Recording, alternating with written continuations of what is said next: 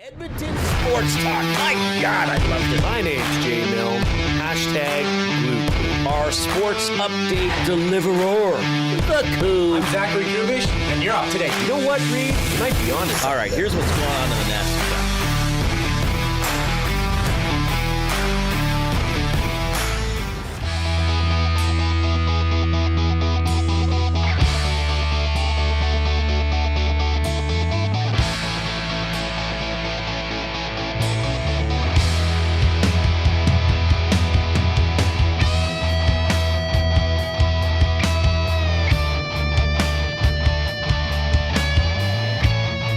Oh, into the weekend we go. How are you doing, everybody?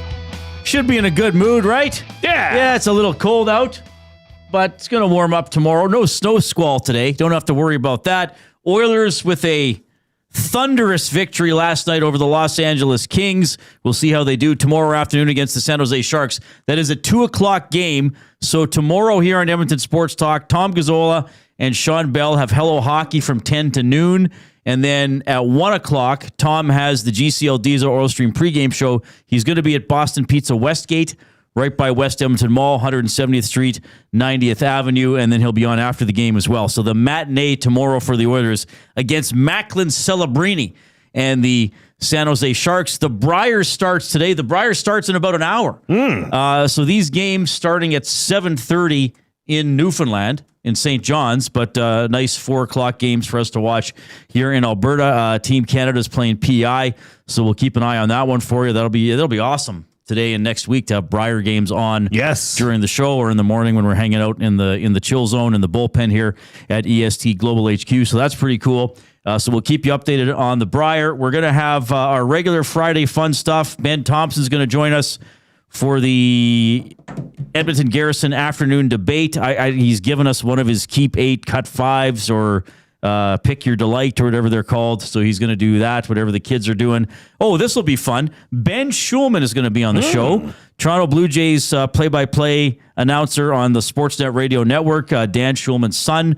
Ben was on last year during the playoffs. Might have been during the World Series or just before during the World Series. Yeah. So it'll be cool to have him on once again, see what's going on with spring training, what Scherzer's joining them this weekend. I think Savage, a lot of people will have eyes on him. Maybe we'll touch on some other Blue Jays storylines as, we're into baseball season. Well, the spring training part of the baseball season. We're always happy to hear from you. Several ways by which you can get in touch. You can email reid@edmontonsportstalk.com, jay@edmontonsportstalk.com. Now, it seemed to work better yesterday. We love getting limericks from people. It seemed to work better yesterday when we gave them a general topic. Yes. And the topic yesterday was Jabba the Hutt. Yes. I don't know how we came up with that. Now, you don't have to do this, but this might spark something in your mind. Creativity. The topic today will be Jim Hiller for your limerick. LA Kings coach Jim Hiller. My guy. Yeah, a lot of words. I mean, a lot of words right away rhyme with Hiller. Or you don't have to do that, but I just figure this might get people's creative juices flowing. But your limerick can also be about anything. But I think maybe some days we'll try to give people a little bit of direction with their limerick. So email reid@edmontonsportstalk.com, jay@edmontonsportstalk.com. You can text the afternoon inbox, 780-218-9999, provided by River Cree Resort and Casino. Check out the River Cree mobile app. It's free to download. Get exclusive offers and promotions. Get show tickets. Make reservations for hotel rooms and restaurants. Safe, secure, and easy to use. Visit rivercreeresort.com. If you have us on iHeartRadio, TuneIn Radio, thank you for using those great audio streaming apps. Continue to spread the word about how people can find us. You may be tuning in on YouTube this afternoon. The YouTube? If you have not already, YouTube. If you have not already subscribed to Edmonton Sports Talk, please do so. We have over 14,000 subscribers, which is pretty cool. And for each individual episode of the show of on Edmonton Sports Talk, like this one, click that thumbs up button. Click, click, click. Must you click? Please, please click. Must you click? You must click. Thumb, thumb, thumb. Yes, and so keep that in mind. And then once you've clicked the thumbs up, click the share button. Do you believe in life after love? Every day you get a text or two for people saying like, oh, now I get it. It's like the light bulb moment. The share button. Yes. Send the show link off to somebody else. Get them involved in the show. By the way, with the thumbs up, we try to get to at least 100 every show. I think we got over 140 yesterday. Yeah, we've been churning the thumbs. Said and done. So people have been doing a great job hitting the thumbs up. Hope you're in a good mood today. Like I said, Friday afternoon, we got curling going on. We got the Oilers coming off a big victory over a divisional opponent. And we got people thinking about the trade deadline, like Fighting Sioux Hockey already in the Nasty Chat. And that's another way you can chat with us and with each other, the Nasty Chat. That's the stream going on YouTube. They're fighting. Like, I feel when somebody puts this into the Nasty Chat or texts the River Crib Resort and Casino inbox right off the top of the show, like they've been sitting on this all afternoon. They've just been like, God, I got to tell somebody. I gotta tell somebody. I got a trade idea. Who can I tell? I agree. Who can I tell? You're walking around your office and like, well, Danny doesn't like sports. I can't tell him. Where's Mark? He's a big Oilers fan. Oh, he's off today. Damn kids. Oh, hey, Teresa. Teresa's running away. I don't want to hear your trade proposal. Leave me alone. She's like running to her office. He's like, who am I going to tell? And he's like, oh, yeah, EST. Yes. Fighting Sioux Hockey, trade chips, Mangiapane, Janmark, Henrique, Stastny, and Jarry, too, if we can upgrade. In my opinion, all these players need to be upgraded at the trade deadline. Do I have to do this? Well, okay. Fighting Sioux Hockey. How do you want to approach You're it? the GM of another hockey team. Which of those players are you hot and horny to acquire? Janmark's out long-term, by the way. Mangiapane maybe could be traded. Henrique, I would say doubtful. Stastny, I don't think they want to trade. I think they want to keep him and see what happens. And I don't think they're going to trade Tristan Jarry. I would say Fighting Sioux Hockey, you might get 20% of what you want. Maybe somehow 40 if something unexpected happens. I'm sorry, buddy. Well, now okay. Fighting Sioux Hockey, see, this is my curse, Jay. I come onto the show. I'm all happy. I'm assuming everybody else is happy. I'm giving them reasons to be happy. I just ruined Fighting Sioux Hockey's weekend. I don't think you did. Yes, I did. I don't think you did. Because he wanted to talk to somebody about it. I just don't think a quarter of the roster, especially players of that caliber, can be traded. Well, just, to be clear, Janmark, modified no trade clause, and he's hurt. And hurt. Mangiapane, no trade. Though he supposedly wants to go. Sure. Henrique, no movement clause. Jarry, modified no trade clause. Well, he did get traded here. We'd have to approve it. Yeah. So it's up to them. Yeah. Could you imagine them trading Jarry? Well, I could imagine almost anything. That would be something, though. Wouldn't it? So would you try to? Okay, let's do a hypothetical. Let's here. do it. Let's dive in. I'm more willing to do this now that the trade deadline's a week away. If the Oilers were to trade Tristan Jarry, would you expect them to get another goaltender in return? Or would you just want to say, let's free up some cap space and Pickard comes up and he's the backup to Ingram? That'd be my question to people. Yeah, nothing in return. You'd say Ingram and Pixie Boy. Get Jarry's contract out of there. Pickard's proven he can do it. Right. He can fill that role. And come playoffs, he did very well. Yes. Wouldn't that be something? That would be something. Who's another team that's in need of an above average goalie? Is he above average the way he's played? Career. His high end might be now, above Reid, average. what if it was a team that actually could defend well? Regularly. Well, maybe, yeah. I think those numbers look better. Yeah, maybe. Interesting. That would be something. It is quite titillating, isn't it? Anyway, Fighting Sioux Hockey, I hope I didn't burst your bubble. I think maybe one, maybe two of the players you listed could be traded by the deadline next Friday. Anyway, 780-218-9999 is how you reach us. That is the afternoon inbox. We're going to have a lot of cool stuff this afternoon. Some fun with some of our colleagues. Like I said, Ben Shulman, who does Blue Jays play-by-play on Sportsnet Radio, is going to check in around 4 o'clock. Awesome to have him on the show. Oh, speaking of someone checking in from abroad, Lieutenant Eric is scheduled to join us at 5 o'clock from the... What are we calling it? The Mexican Getaway? Does it even have a title? The Chaos in Cancun. It looks like they're having a good time. by all accounts, things are going well. Yeah. Just going to get the first-hand report from our very own Lieutenant Eric. Yeah, and we will talk about last night's game a little bit. Look ahead to the game tomorrow against the San Jose Sharks. Look ahead to how the goaltending might be handled. Speaking of Jarry and Ingram, all things on the docket this afternoon. Let's get to the headlines, the afternoon headlines, presented by 100.3 The Bear, Edmonton's best rock. Stream them on iHeart today. This is Chet Palmer with your sports report. Time to hit the pebble at the Brier. I think Jolly Jacobs is going to take the title, but don't count out Grandpa Gushu. Captain Connie hit the century mark again as the locals turned the Kings into a bunch of lesser-known dukes. Hey, Jason Milne, is that the royal family tree in your pocket, or are you just happy to see me? The locals got to deal with that shifty Celebrini tomorrow. He's only 19. My brother-in-law has gambling debts older than him. I'm Chet Palmer. Oh, Jolly Jacobs. Do you think Jolly Jacobs, the Mark Jacobs rink, could come back from all of what they went through at the Olympics and take the Brier? Well, Chet seems to think so. I agree. Don't count out Grandpa Goosh. I like the Kings, Dukes, lesser-known Dukes, the royal family tree in the pocket. That's, Yeah. All right, settle down, Chet. There's got to be some lesser-known Duke that's like 37th in line to the throne. Something like that. They did look rather dukish last night. That maybe was Dookie-ish. Yeah, they didn't look. The Kings did not look good. Now give the Oilers credit. Good for them. They went took out there, did advantage their of job. You got to take advantage. If another team doesn't show up, you better beat them. Don't play down to their level And or destroy give them. them life. Break their will. Yeah, Break their spirit. I was saying that with Tom earlier on the Oil Stream. I don't mind that they kept rolling some of the big guys. I mean, they didn't overdo playing Leon and Connor, but they still got shifts in the third period. Yep. Connor still looked hungry. I mean, Nuge didn't get a point, did he? Did he wind up with a point? I don't think Nuge wound up with a point. No, Nugent Hopkins, oddly enough, did not get a point in that game, which is fine. That's not a criticism of Nuge. It means some other guys were scoring. So that's good. I mentioned I was on the Oil Stream earlier today.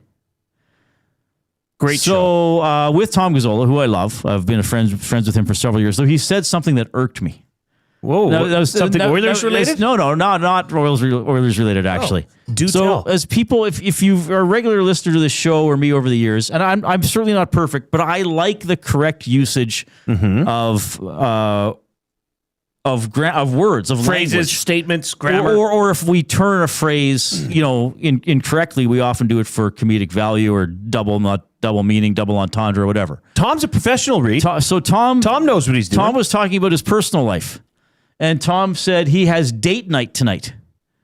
Oh, So when we were done the show, I said, Tom, are you married? He's like, I'm not married. I'm like, you're in a long-term relationship? He's like, I'm not. I said, then sorry, buddy, you're not having date night. You're going on a date. Date night is something that generally married couples have, often with kids, as sort of a scheduled time for them to have, a romantic evening or a throwback evening to when they were went single and before they had kids or before they were married. So let's plan something to do something as a couple. Get the babysitter. And we go to a restaurant, do something new we want to do. Go to a show, whatever. Yeah, it's date night. And Tom's like, no, it's still date night. And I was like, it's not a date night. no, it's not. It's a date. So I use the magic of the internet.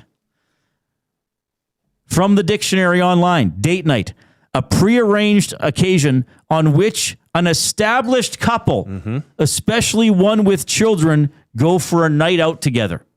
Okay? So if you have that coworker at the office where you're like,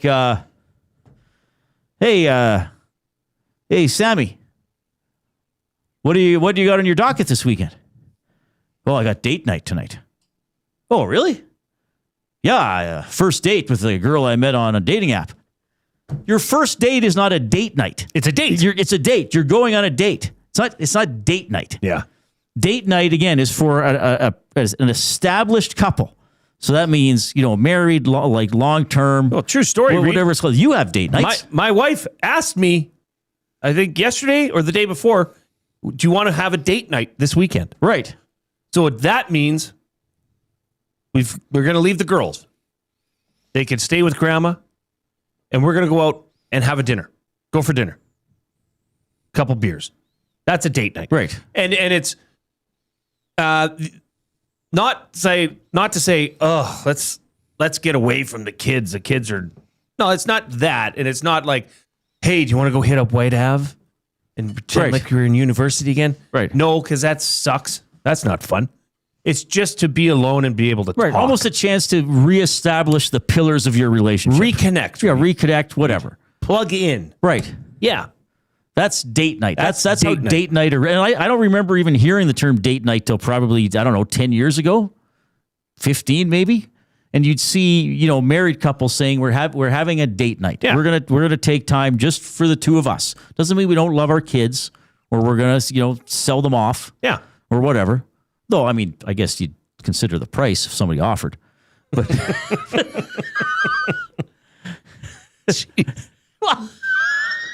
sorry, that's awful. Even for me, that was bad. Well, Jen Cool, she's in the nasty chat. She would have a date night. Her and her husband, Barry. Right? Date night. Right. Tom is going on a date. Yeah. So that really bothered you. It did bother because if I came into work today and I was like, Jay, I got it's date night tonight, and then you were like, oh well, tell me about this lady, and I'd be like, oh, I know really nothing about her. We've never met in person. You'd be like, what are you talking about, date night? I would say, because I know how close you are to your parents, you'd say, are you taking your mom out for dinner? Would that be appropriate? No. You know what I mean? My parents could have a date night. Would they leave you at home though? Well, I guess I'm not really, an issue. Leaving me at home is not a problem. I just stay in my own residence. This is my mom. This is my mom taking my dad out for a date night. They go to a pub with a dartboard. She puts up a picture of Austin Matthews and just throws darts at it for 3 hours. So what other phrases annoy you or bother you? Well, that's the one today, Jay. No, I'm sure there are other things. No. We are not stopping here. I don't know off the top, but did you write some down that annoy me? No. Trust me, the Nasties will help. What are some phrases that you think would annoy Reid Wilkins? I think this could have legs. Oh, thanks, buddy. Thanks. What are some things that people say? I'm going to be so irritated by 6 o'clock. You're going to be so irritated. Height, we know that. Well, that's a word. That's a mispronounced word. What are some other things? Well, I couldn't. Okay, I guess I could care less. Oh, would that be in the same thing as date night? But that's just see, date night is more of a. It's become an overused. Like again, Tom was not using it in the appropriate situation. You're going on a date. That's not date night.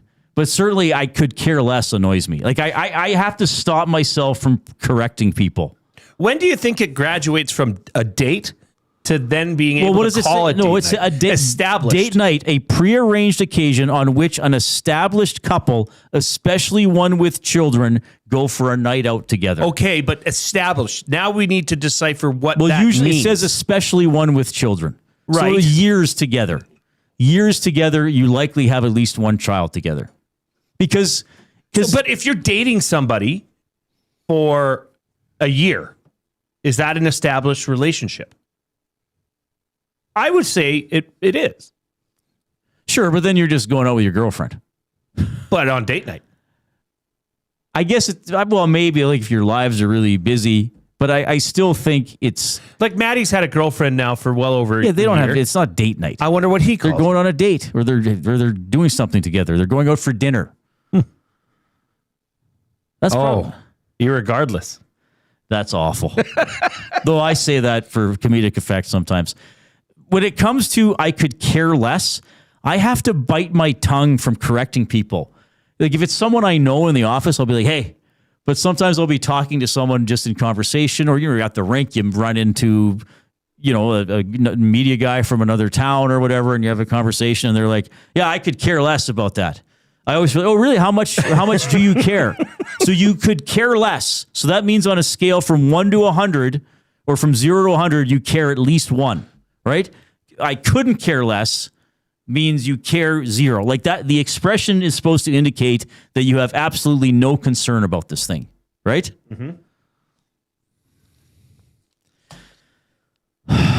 Comfortability is Well, a guys, word I just want to don't like. say, I'm really enjoying this conversation. I low key like this conversation. Is that I don't a even word know what that means. Okay. Like, what does that even mean? Well, usually people say I low key like this, but it's something that they quite thoroughly enjoy. It's not a low key thing to like. They don't just, I like that sometimes. Oh yeah, that, every so often I'll enjoy that movie. I low key enjoy watching The Office. Why don't you just Usually say you're a big fan. You take low key out of it. I Does know. it change anything? It's almost no, not It really. means you feel you have to hide it? Yeah. Like, are you ashamed of The Office? Yeah. They just don't tell anybody you like it. Lucky you guys are keep it right. to yourself. It's just a filler word. Yeah. All right. That's one that gets on me. This is not the off-topic topic. Well, now what is My brother-in-law texted one me. of your weird family members writing in? Hey, this is. Hey, Jay, it's Marty from the dungeon, your old cousin. I know I haven't seen you in a while. I've been locked in a dungeon. I don't know if I mentioned that earlier in the text.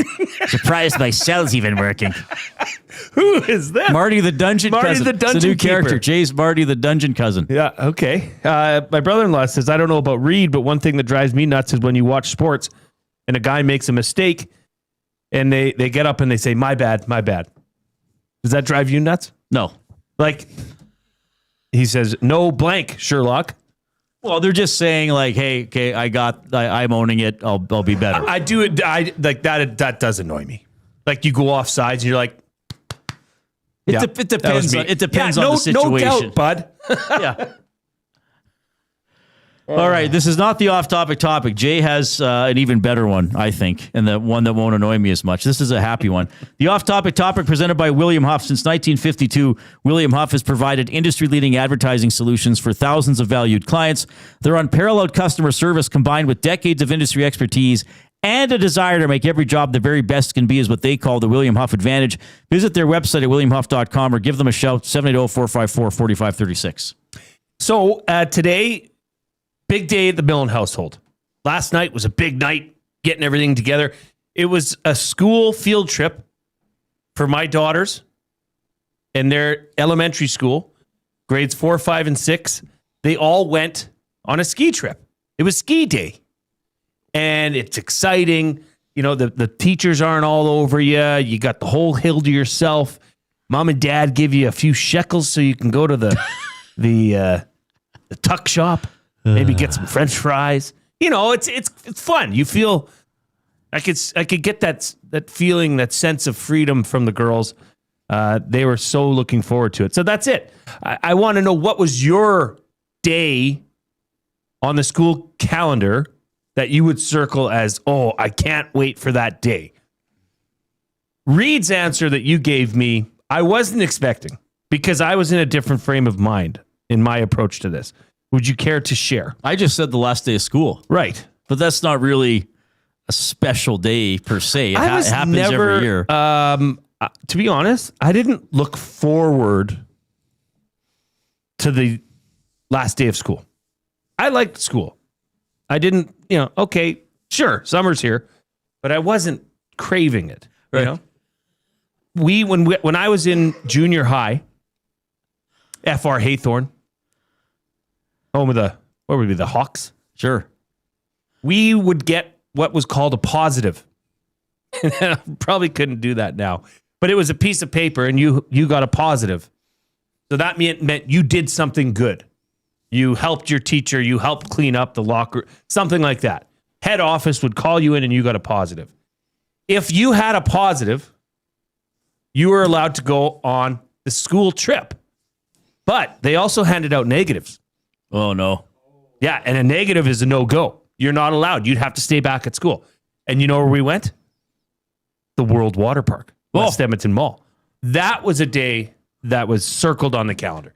And you didn't want to screw it up, because then you'd see all your friends coming into school, leaving on the buses to go to West Edmonton Mall, and you're just pressed up against the windows in the halls of the school. Yeah, that was it. You didn't have any school trips every you're year? sitting there looking out the window. I don't really remember. I know there was stuff.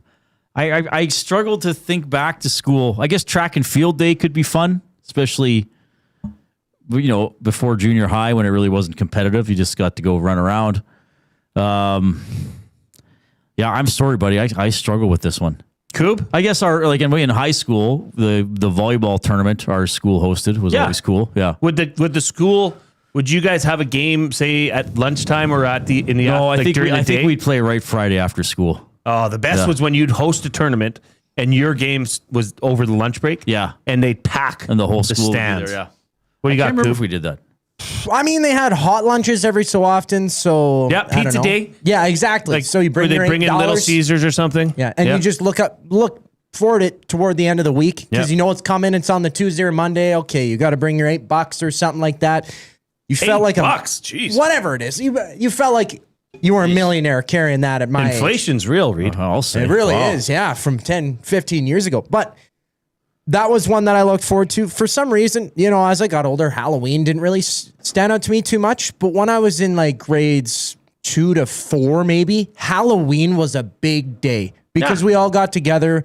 You'd see a stormtrooper. There'd be Batman, Wonder Woman, painter, whatever. And we'd all, get together in class. Sorry, Batman, Wonder Woman, painter?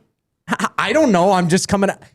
Whatever. Kids wore whatever. I don't know. You could dress as whatever for Halloween. There's no. Hold on a second. The Halloween costumes at your school: Batman, Wonder Woman, painter. Painters are important. What character is that? Bob Ross. Could be Luigi. Wasn't Mario and Luigi painters or something? They're plumbers. Plumbers. So like but people still. at Coob's school just dressed up as painters? I don't know. I couldn't think of anything on the spot, but we'd all get together. Sorry, that's what you thought of. Yeah. That's your group of 3. Batman, That's an elite trio. Wonder Woman. So I just want everybody to hear what happened here.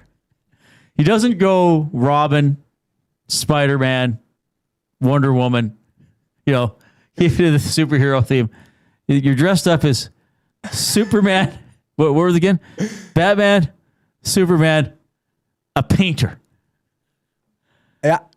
The holy trinity of Halloween costumes. I believe that's referred to. 3 most popular ones. But we'd all visit in the school, either, in the middle of the library, which was kind of an main artery of my elementary school. And sometimes we'd go to the gym and meet up with other classes and look at their costumes and just all sit around and have a fun time. We'd sing C'est l'Halloween in French class, for those who know. Benny would know that one, but I'm not sure if you guys do. Coop, you make me think you went to the saddest school in the history of education. Well, there was no windows. My entire schooling tenure from elementary to junior high to high school, I had not a single window. Coop, what's your best memory of going to school? I was in a windowless room looking at the other kids' Halloween costumes, and many of them were dressed as painters. That's a total other discussion, though. Yep.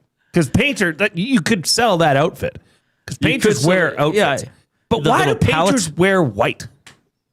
So they Doesn't that seem like the worst color to wear as a painter? Or is it because most of what they paint would be white?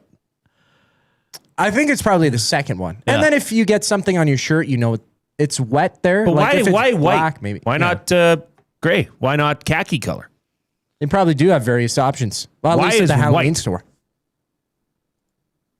There's an answer for this. I bet. somebody from that profession will chime in. All right, we got to get to a break here. Oh, what's this from Awanak? Painters traditionally wear white to look professional, stay cool in the sun, okay? Yeah. And easily hide splatters from white primer, spackle, and paint. Well, I guess they would paint with white a lot. A lot. Yeah. That's the primer. All right, Awanak. Thank you. Hey, Awanak, thank you for you, buddy. Thank you for being you. Thank you for doing the show. All right. Give us the thumbs up if you're watching on YouTube. We're already at 40. We want to get to 100. So if you haven't clicked, get in there and click. Ben Thompson in the afternoon debate next.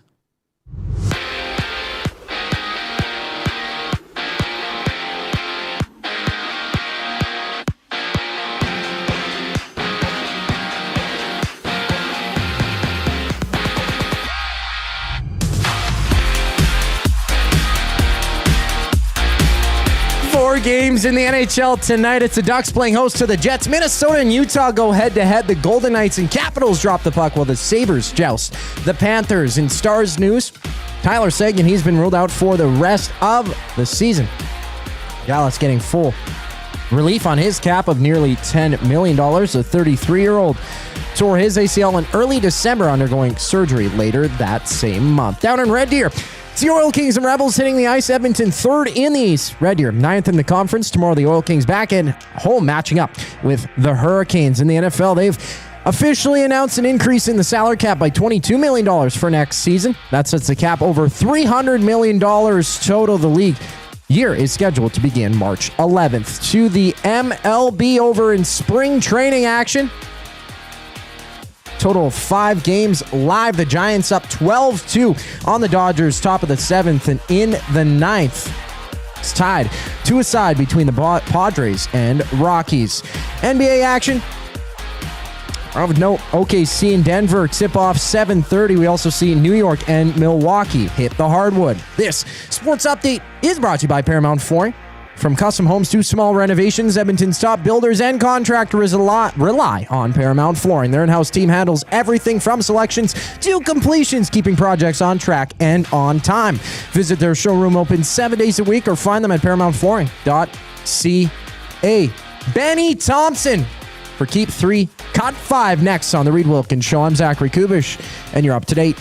2 guys and a goalie. Hired or fired, it's time for Connor Ingram to be the number 1 goalie of the Oilers. Hire it. There's not enough time. I think this has to be established. It might hurt egos. You cannot miss the playoffs with Connor McDavid. Hire it. He's playing better right now. You run with the guy. You got to find ways to win. And if Ingram right now is giving you the best chance to win, you got to 2 guys and a goalie, presented by GS Construction. Tuesday and Thursday afternoons at noon, only on Edmonton Sports Talk. Your clear choice for Edmonton sports. We have what you're looking for. GD Liquidators is Edmonton's one-stop shop for new and used warehouse, office, and industrial items since 1987. You'll find what you want when you want it. Give us a call, visit us in-store, or check out the monthly auctions at gdliquidators.com. 100% Canadian-owned and operated. We have what you are looking for. GD Liquidators. River Cree Resort and Casino and K97 present the baddest show on earth. George Thorogood and the Destroyers, March 19th in the venue. Tickets at rivercreeresort.com. River Cree Resort and Casino. Excitement. Bet on it.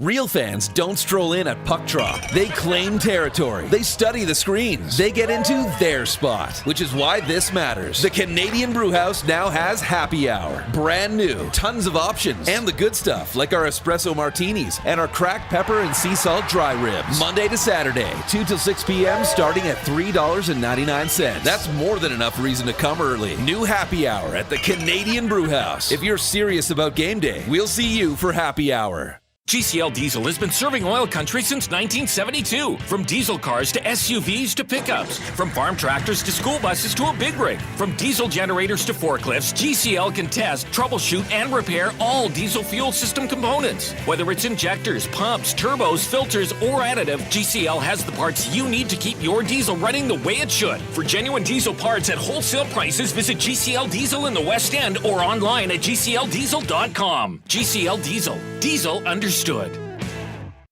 Hey Edmonton, did you know a local Play Alberta winner scored over $430,000 on Desert Fantasy? Think about the rec room you could build with that kind of cash. From major casino winners every hour to jackpots worth millions and hundreds of popular games to money that stays in the province, there has never been a better time to sign up for Play Alberta. Download the app today to get started with casino, sports, and lottery, all in one app. Must be 18 plus to play. When you gamble, use your game sense. Sentinel Storage congratulates Team Canada for all their perseverance, dedication, and commitment, for representing our country so well. Our athletes make us proud to call Canada home. Sentinel Storage, proudly Canadian and official storage partner of Team Canada.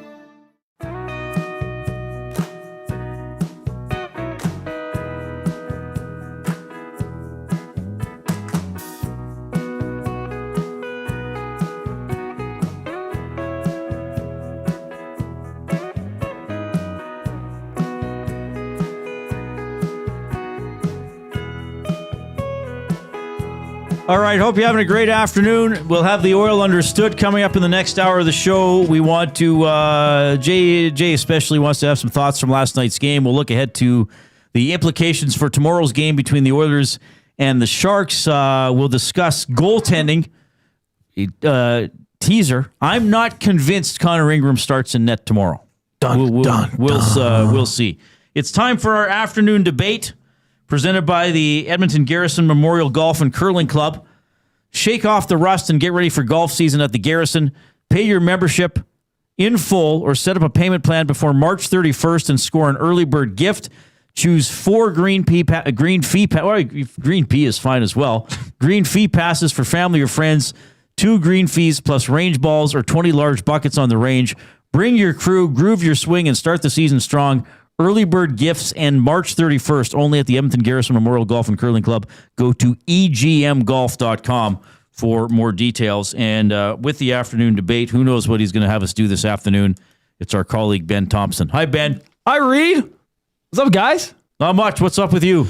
Oh, nothing. Just working and doing the whole deal. What do you think of the game last night? Oilers played solid. Kings are poo-poo. That's kind of what I thought in Cliff Notes. Probably Kings fair. Are poo-poo. Yeah, they're not very good. Our off-topic topic for William Hoff. Now, you're not far removed from school. Like, it's hard for me to remember. Was there a special day, a special event day that you used to really look forward to or enjoy? In high school, Belrose, we would do what's called a bike-a-thon. Oh, nice. And we were the. I've heard of those. I think we were the originator in St. Albert of like stationary bikes. Stationary bikes. It was a 3-day event. You had a biker going at all hours. 24 hours a day. 24 hours for 3 days of the school year. It was like the time as a student to go and skip classes and just go hang out and play Xbox at your station and the whole deal. It was so fun. Yeah, nice. They had a lot of nice events and stuff, and the comedians come in and magicians and stuff going on the stage while the bikers were going and all that. It was a lot of fun. Were there any painters? No, I didn't catch any painters. No, that was maybe on Halloween. I see what you're saying there, Coop. I understood what you're going at, but I gotta say, it's pretty cool. Some of the like Big Ukes in the Nasty Chat. Isn't he down in Mexico? Yeah, that's pretty cool. Norman Combine checked in yesterday. We're gonna have Lieutenant Eric on a little bit later on too. And if you are taking us in on YouTube, give us a thumbs up. Let's see how quickly we can get to 100. If you haven't clicked already, please do so. All right, Ben, what do you have for us for our fun afternoon debate for Edmonton Garrison Memorial Golf and Curling Club activity today? Well, we're going to do a keep 3, cut 5. I see Matt Hyman's already got his locked in. I saw last week's. Matt Iwanek did it with Jason Milne. Jason Milne filled in for me in this case, who got to play along. I thought it was pretty funny. We're going to do keep 3, cut 5 entrees. In entrees. With the downtown dining week partnership we got. So interesting. Keep 3, cut 5 entrees. Dinner entrees. Yes. Wow, you could go a lot of different ways with this one. I think, Reid, how similar do you think our list will be? I'm just going to say we're only going to share one keep. Ooh. I think that might be okay. Factual. I like it. We'll find out. Okay. We haven't played the song. Let's play that music. This guy knows music.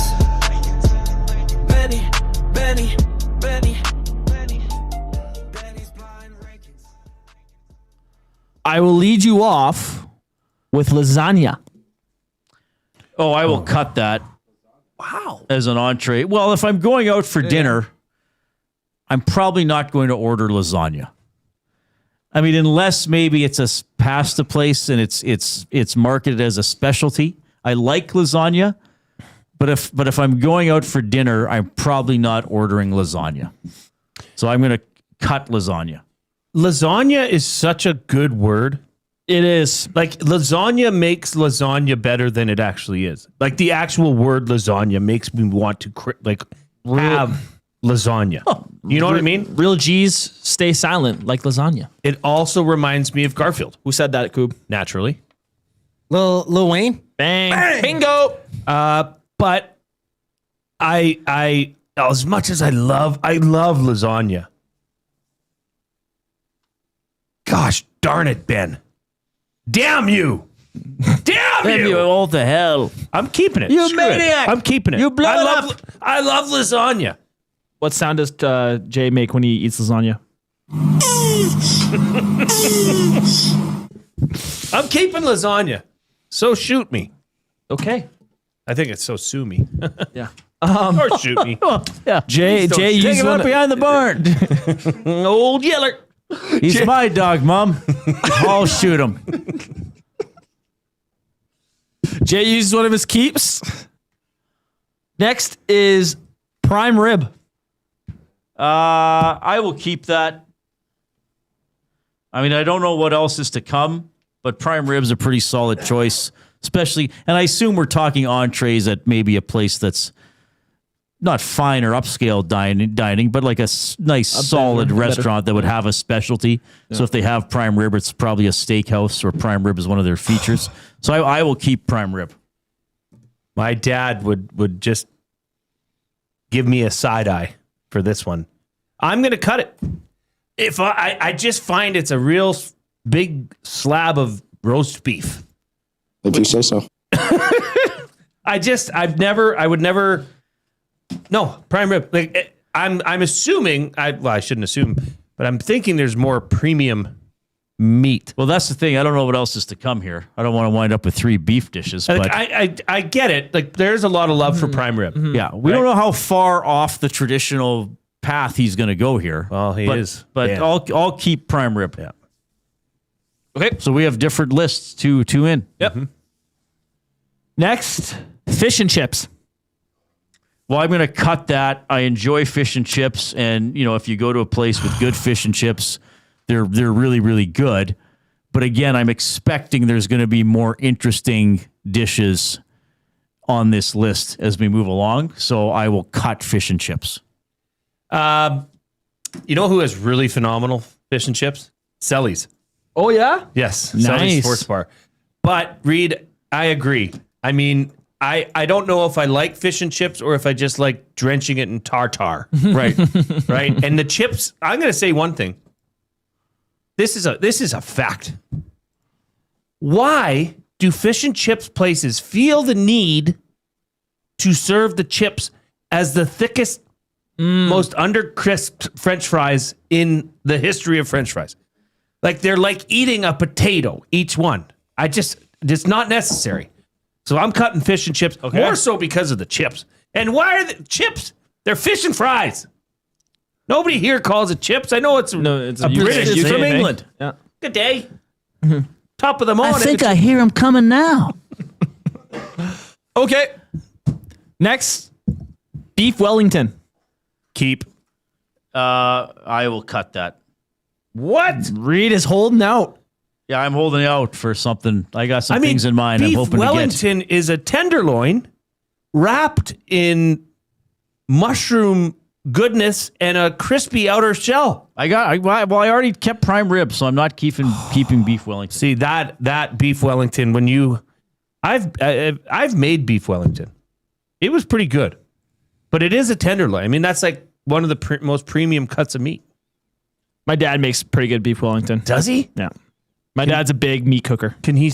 Because last time he made turkey, he set some in. Yes. I got to say something here. I don't know if I've ever had beef Wellington. Really? Correct. You're looking it up, right? Yeah, I just have to look it up So to it's double the check one it. where it's like I see what it is now. It's in a breaded like a crust. loaf. Maybe I don't. Yeah, actually, no, never mind. He doesn't make beef I'm Wellington. fine cutting that. So you roll it. You take the tenderloin and you roll it in your mushroom. I forget the name of it, and then you put it into it's encased in bread, and you brush it with butter.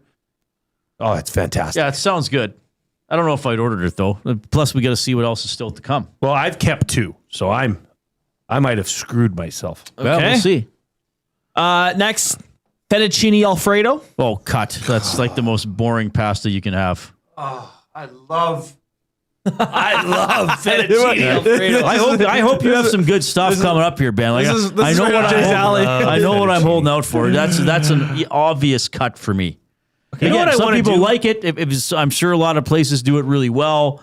If I go out for dinner, especially to a nicer place, I'm not getting fettuccine Alfredo. I'm getting if I'm at a pasta place, I'm not getting fettuccine Alfredo. I'm getting something more interesting. I'm getting something that I can't make at home or wouldn't take the time to make at home. That's a fair point because fettuccine Alfredo is very easily duplicated at home. Right. Although I do once in my life want to go to a restaurant that, like they have like the cheese wheel. Oh yeah, and they yeah, light yeah, it on yeah. fire and then they spin the pasta in there and it really gets creamy cheesy. I'm gonna cut fettuccine Alfredo. Although I love it. Okay, we got 3 left. I got to keep 2 of them. Okay. It was you, Alfredo. Okay. Next, butter chicken. Once again, I'm cutting it. I love it, but I'm gonna cut it too. I mean, you get butter chicken. Again, it's good if you go to an Indian restaurant that specializes in it. It can be very good, but you can also get it in a can at your grocery store. Right. It won't be as good, but again, if I'm going out to eat, Reid. I'm looking for something. I'm looking for something a little more interesting. Now, you may, Ben, you may have just picked the 8 really basic dishes here. I may have. I don't know what's coming up. Would you like to share what you're looking for? I'm holding out for some sort of sushi or something like the beet salad that we had at Boondock. Like I'm holding out for something Not really adventurous like that. though, Reid. That was part of an entree. Salad? I guess like a fancy salad, chicken Caesar salad. Certainly sushi would be an entree or some sort of like fish. I don't know. I think the variance or maybe from some high other end type of pasta. Like if you were to give me the best butter chicken in Edmonton and then give me one out of a can from a grocery store and present it the same way, I'm not sure how much I would notice. Okay. Oh, wow. Okay. You say you would, Reid? I don't know. I don't eat butter chicken often enough. I love it, but... Alrighty. Jay's got one more keep left. We got 2 more that I'm going to give out, and Reid's going to keep both of these. Yep, apparently. Barbecue ribs. Oh. Gosh darn. I got a decision to make. Well, I'm fine. Yeah, I'm fine keeping that. I mean, I don't know what I would have. Yeah, I'm given my list. I'm fine with that. You've really played it safe here, Ben. Like nothing, Well, I got one more. Escargot in a pea soup sauce. Like, I love ribs, but I actually find the best ribs are the ones I make. Yeah, I do the 1, 2, or 3, 2, 1 method. Oh, okay. Your dad would know of this too. Yes. It's 3 hours, 2 hours, 1 hour. So it takes a process. I'm gonna cut them. I'm gonna cut ribs. I'm fine keeping them. Do you do it on the barbecue? Smoker. Yeah, that's the same with my dad too. Smoker. Yeah, they're fantastic. Yeah. So Reid and I are both keeping these. This last one we have to keep. Last and one that'll you're be both our only keeping. shared keep. Yes. So we were right. Yeah. Okay. A good old ribeye steak. Yes. Yeah, I'm fine with that. But Well man, done. you put a lot of beef on here. I did. Like what? He's a what, beefy what, boy. Like where? What did you like? What did you? Did you even? I typed in to ChatGPT, give me the top 20 entrees. Okay. Did they give the top? They ranked them. So what's the top 10? Filet mignon Is 10? is 1. Is 1. Yeah. Yeah. Well, guess what? Filet mignon, that's the inside of a beef Wellington. Right. Well, ribeye steak was 2. Beef Wellington was 3. Chicken parm 4. Lobster Thermidor. Grilled salmon, fettuccine alfredo, lasagna, pad thai, and butter chicken. Those are top 10. Interesting. Yeah. So it was they stuck pretty beefy. But that's how I like my entrees too. I'm pretty fine with I'm this. happy. Like if I went out for dinner 3 nights in a row and I didn't know what I was going to get, and I got prime rib Monday, barbecue ribs Tuesday, and ribeye steak Wednesday, and then they showed me a list of, hey, here's the other 5 things you could have randomly gotten, I'd be quite happy. I actually would be very happy because I like lasagna, whatever I can have at home, fish and chips I could go get on my own. Beef Wellington, I'm not that familiar with. Fettuccine Alfredo is an obvious cut to be butter chicken. So I'm actually quite happy, Benny. Good. Though I wish You wish I got there some would have sushi? been like a sashimi plate or something like that, or octopus head, something like that. Or pizza. That not Fancy pizzas, yeah. Wow. Okay. Well, I could have. Yeah. I mean, I kept lasagna, beef Wellington, and ribeye. I'm a happy boy. look at that. Yeah, we're both pretty happy, Ben. Matt Hyman and Spency 5 Centsy got some good lists there too. Mm-hmm. Yeah, Matt Hyman and I had the same list. There you go. And he did it blind. Yeah, he So- also did it blind. That's pretty cool. Ben Thompson joining us in the Canadian Brewhouse studio. The Canadian Brewhouse now has happy hour Monday to Saturday, 2 to 6 p.m. Prices starting at $3.99. Come early, stay longer, save more. The Canadian Brewhouse. Our house is your house. All right, Ben, you got Hello Hockey and the game tomorrow? Correct. Hello Hockey from 10 to 12 tomorrow. And then we'll have an hour break in between, and we'll go at 1 o'clock, the GCL Diesel Oil Stream pregame show. Tom Gazzola and Joaquin Gage live from Boston Pizza, 170th Street. I'll be there. Grab some dinner to come join us. All right, we'll come back. Great job. Thanks, Ben. We'll come back with Jay's Play of the Day. And then in about 10 minutes, Ben Shulman, Blue Jays play-by-play Sportsnet Radio Network, is going to join us from spring training.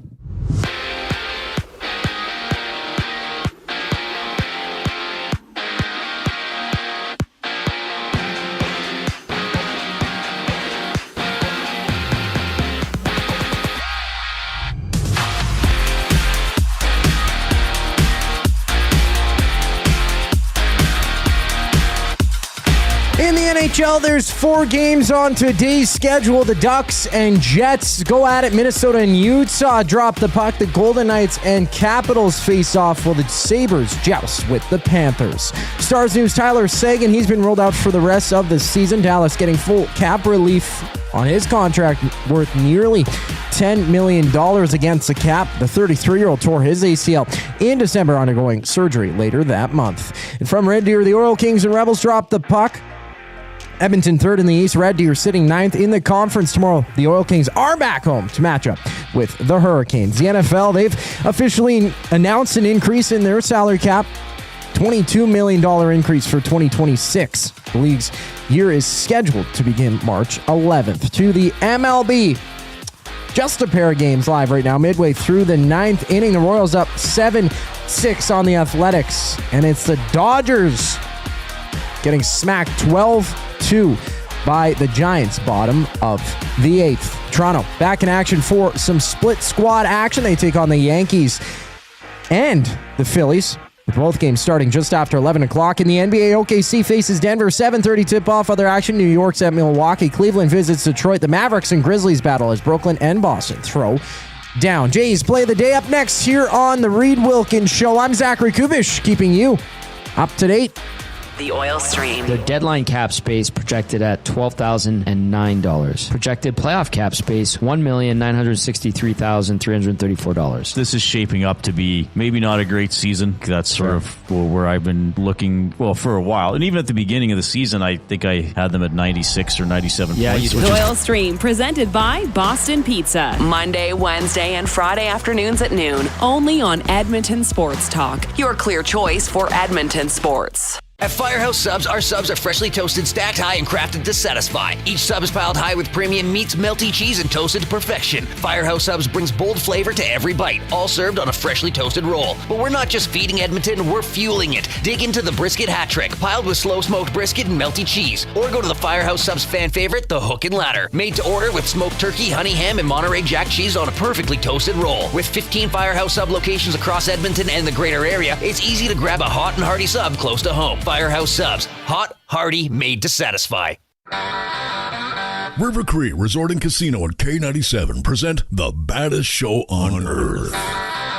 George Thorogood and the Destroyers, March 19th in the venue. Tickets at rivercreeresort.com. River Cree Resort and Casino. Excitement. Bet on it. Real fans don't stroll in at puck drop. They claim territory. They study the screens. They get into their spot, which is why this matters. The Canadian Brewhouse now has happy hour. Brand new, tons of options, and the good stuff like our 8-inch 2-topping RCM pizza and our signature Caesar. Monday to Saturday, 2 till 6 p.m. starting at $3.99. That's more than enough reason to come early. New happy hour at the Canadian Brewhouse. If you're serious about game day, we'll see you for happy hour. Looking for flooring? Paramount Flooring has it all. Sales, service, and expert installation. With options for every style and budget, open 7 days a week. We've got you covered. Quick delivery and in-stock deals. Plus, EST listeners get 10% off. Visit ParamountFlooring.ca today.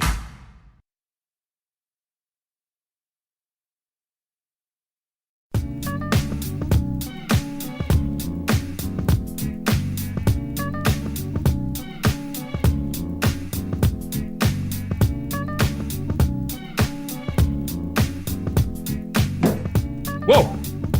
Welcome back to the Reid Wilkins Show with Jay Milne this Friday, February 27th.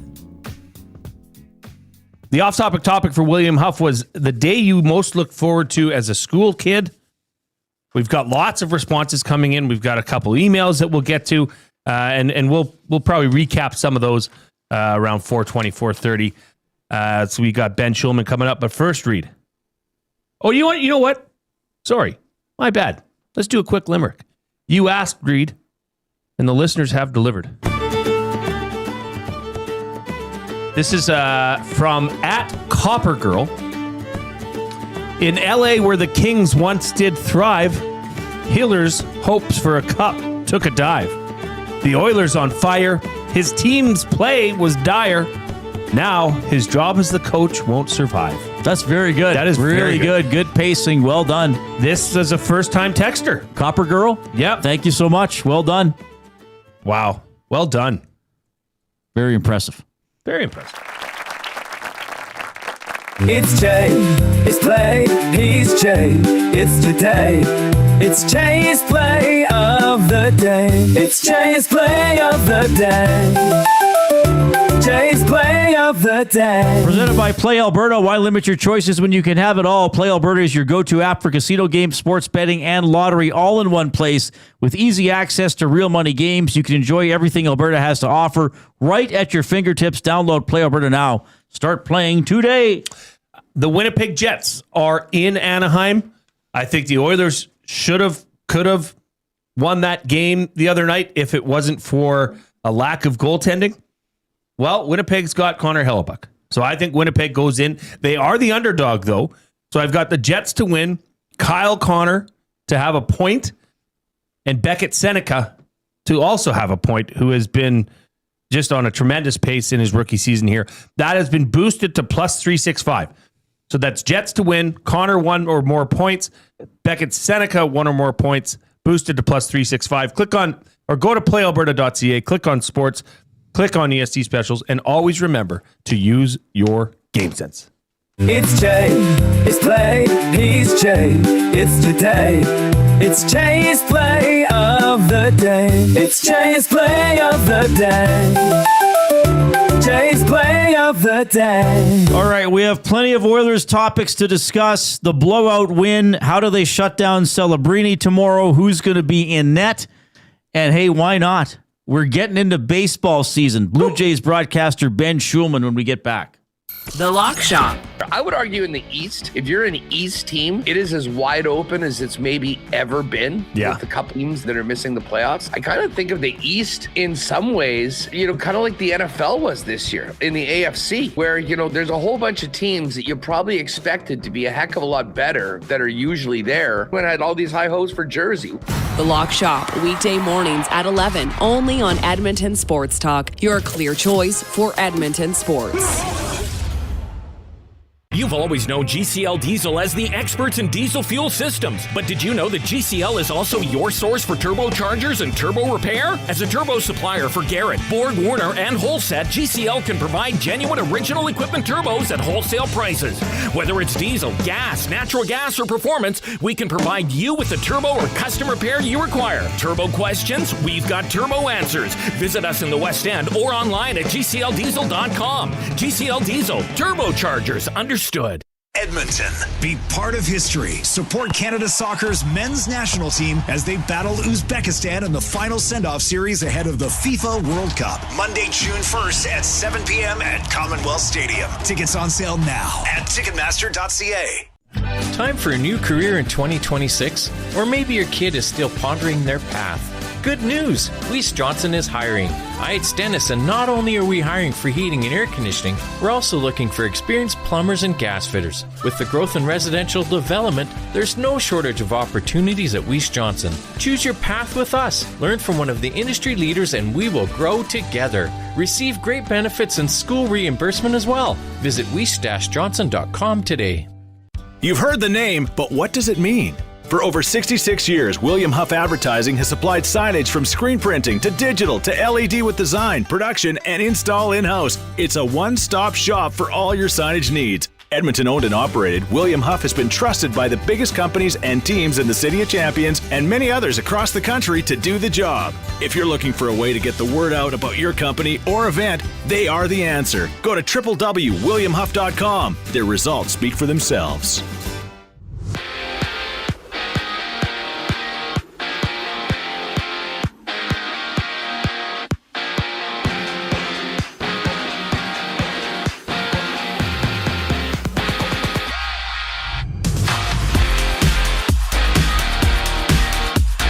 Total of 4 games in the NHL. The Ducks play host to the Jets. Minnesota and Utah go head-to-head. The Golden Knights and Capitals drop the puck while the Sabres play the Panthers. Stars News, Tyler Seguin, he's been ruled out for the remainder of the year. Dallas will get full cap relief on his contract, nearly worth nearly $10 million to their cap. The Stars' 33-year-old went down in December with an ACL tear, having surgery later that month. From Red Deer, it's the Oil Kings and Rebels on the ice. Edmonton is 3rd in the East, Red Deer 9th in the conference.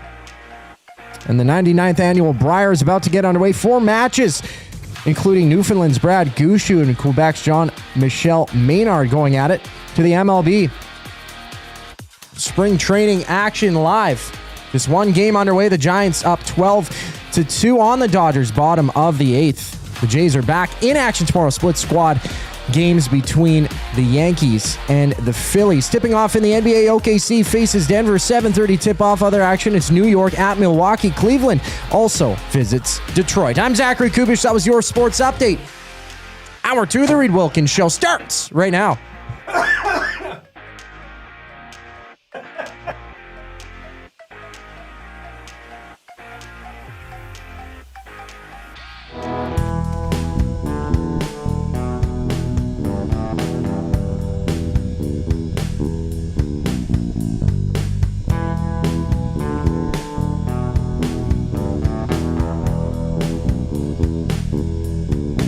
Oh, we got curling on the old TV. Vic Router on the call.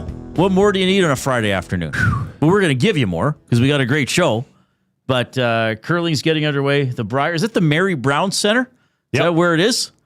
I wonder if you just get a piece of chicken when you walk in. Well, when you enter, you just here's your piece, sir. Here's your chicken. Dark meat or white meat? Don't throw it on the ice. It'll ruin the surface. It'll ruin the curling surface. But everything will be fine. So Brad Jacobs, fresh off winning the Olympics, rolling into this. Mark Kennedy from St. Albert. He's the obviously the 3rd on the team. I mean, what a field! Like, I know, like this Dunstone, BQ and Cooey. They're showing the pools here. This is just such another stacked field for the Brier. It's going to be pretty cool. It's got us fired up, as does our next guest, fired up for Gemco Fireplaces, proudly serving Edmonton and area for 45 years. The authorized dealer for Napoleon Fireplaces. Whether it's gas or wood burning, look no further than Canadian-made Napoleon Fireplaces. All the Napoleon products you need are available at Gemco, 9281 50th Street. We first talked to this gentleman as the Blue Jays were making their way through the playoffs and into the World Series, and we loved having them. Mm-hmm. And we said we got to try to see if we can bug them again during spring training. Maybe we are going to bug you, Ben, during the season as well. Ben Shulman is here, Blue Jays play-by-play for the Sportsnet Radio Network. He wasn't on video last time. I know, it's nice to see you. It's Reid and Jay. He's probably Look at like, this. he's Look like at these us now, guys. and you guys are never bugging me. Thanks so much for having me. No, thanks a lot for checking. I saw you grinning there when we said the name Vic Rauter. Like, you're in broadcasting, your dad's in but Vic Rauter, like legend. Like, what else can you say? Calling the curling and all the stuff he does.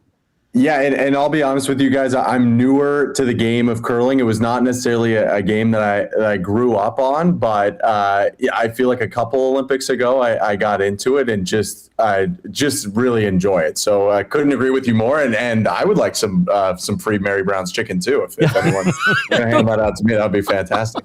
Well, yeah, so I don't know. I assume you were following the Olympics. So the F-off curler, like that's Mark Kennedy. He's from St. Albert, which is, I'm sure you know, is attached to Edmonton. So that was an even bigger story here because it's like that's the local guy saying it to the Swedish curler. So that was pretty good. We got a lot to talk. I got to ask you just about I know you were getting into the swing of the Blue Jays in spring training, but like your impression of watching the Olympics, did you try to watch a lot? Like, did you get up early for hockey, or what was that like for you? Yeah, so some inside baseball for you guys. Unfortunately, right before the Olympics started, I tore something in my ankle. I had a bit of an accident, so I was glued to my couch, whether I wanted to or not. So I watched more of this Winter Olympics than I've watched an Olympics in a very long time. Like, nearly every round robin curling game, both mixed men's and women's, pretty much every hockey game. At the beginning, I mean, it wasn't super fun, but I had trouble sleeping. So it was like speed skating's on at 5:50 in the morning. Let's power it up and see what happens. So I ended up loving it. It was great. I kind of felt like a kid again. You know, I feel like there's not always time to watch the Olympics like you used to, maybe when you were a kid and could wake up before school, or even if they had it on in school. And I kind of, by accident, by injuring myself, slipping on some ice, got an opportunity to do it. So my unathleticism let me watch a ton of the Olympics. So you know more about Danish hockey players than you ever thought you would know. You're like, yeah, I know a lot about like luge that I didn't think I would know, and skeleton, and a friend of mine actually represented us in bobsled, so I was locked into bobsled as well. So it was fantastic. Okay, but you're well, like you've traveled, right? Like you've gone to spring training. You're well enough to travel, or where are you right now? So I've been down there. Okay. I'm off the crutches as of yesterday, so I'm hobbling around. But I've been down for about 10 days now. We made it. Okay, so I'm curious, and of course we want to ask you about some specific players, and you know I want to know about Scherzer. I know Jay has a guy he wants to know about. I want to know about the vibe there. Like when I first started covering the Oilers, like as an actual broadcaster, and you're at most of the practices, and I used to do the pre and post game show on the rights holder before I came here. Like when they went from decade of darkness to having McDavid to a perennial playoff team.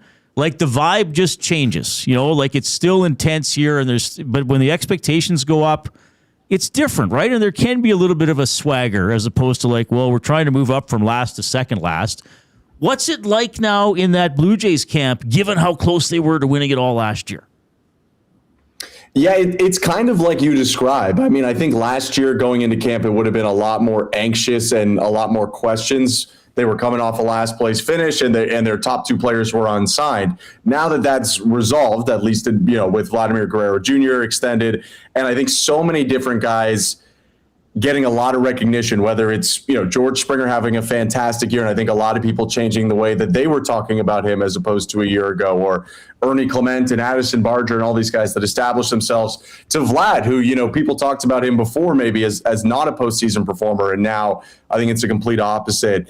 There's an acknowledgement of the pressure there, but there's a lot more confidence, I think, too. I think you walk around that camp and you see a team that's not saying, hey, if this happens, we could be good, or these are the things that might make us good. They know they're good to a certain extent. And obviously that could go wrong. There have been good teams that have not made the playoffs before, but I think that they're a pretty confident group. And they obviously were heartbroken by what happened. There's a great article that I would recommend people read that was put out today by Jason Stark about kind of the aftermath of Game 7 and because he was around camp the last week or so. But I think they're using it as fuel a little bit. I think it's they wish they would have won last year, no doubt, but now they have more motivation going into this year. If you win, maybe you don't have as much motivation going into the next year. But if anything, they're as motivated, I think, all those guys as they've ever been in their careers, even the ones like a George Springer who have already won a World Series or perhaps a Max Scherzer whenever he gets down. Ben Shulman joining us from Blue Jays spring training on the Oil Country Towing video hotline. All right, I want to ask you about the older guy, Max Scherzer. I have a character that I do on the show, an old-timey sports radio guy, and he said yesterday that I'm not saying Scherzer is old, but his first road trip was on horseback.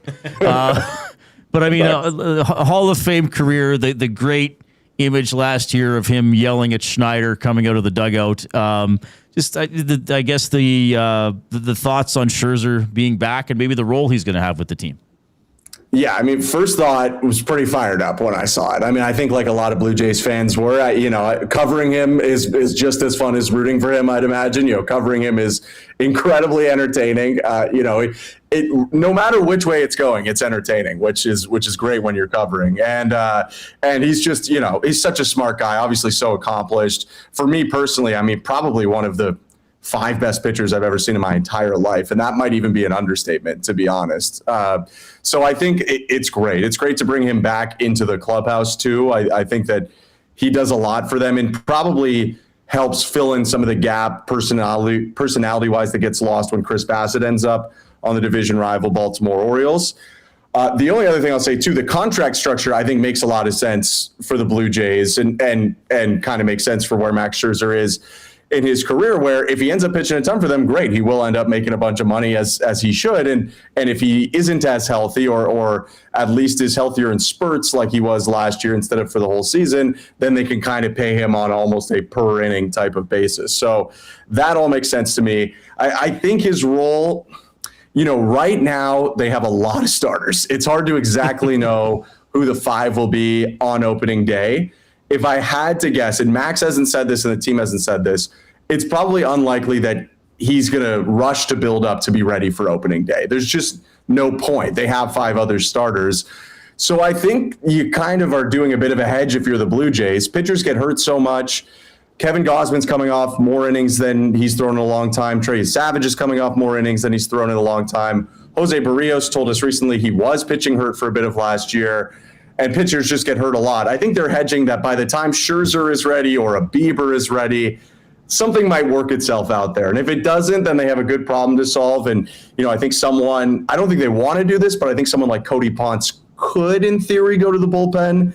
I think they want him to start if possible, but I think they're kind of doing, and people have said it, what the Dodgers have done. And it's not a new strategy. I used to work for the Fort Wayne Tin Caps who were in the Padres system, and they had a scout come one time, and he told me that every organization should have 10 people they're comfortable with starting because you just don't know. A million things could end up happening.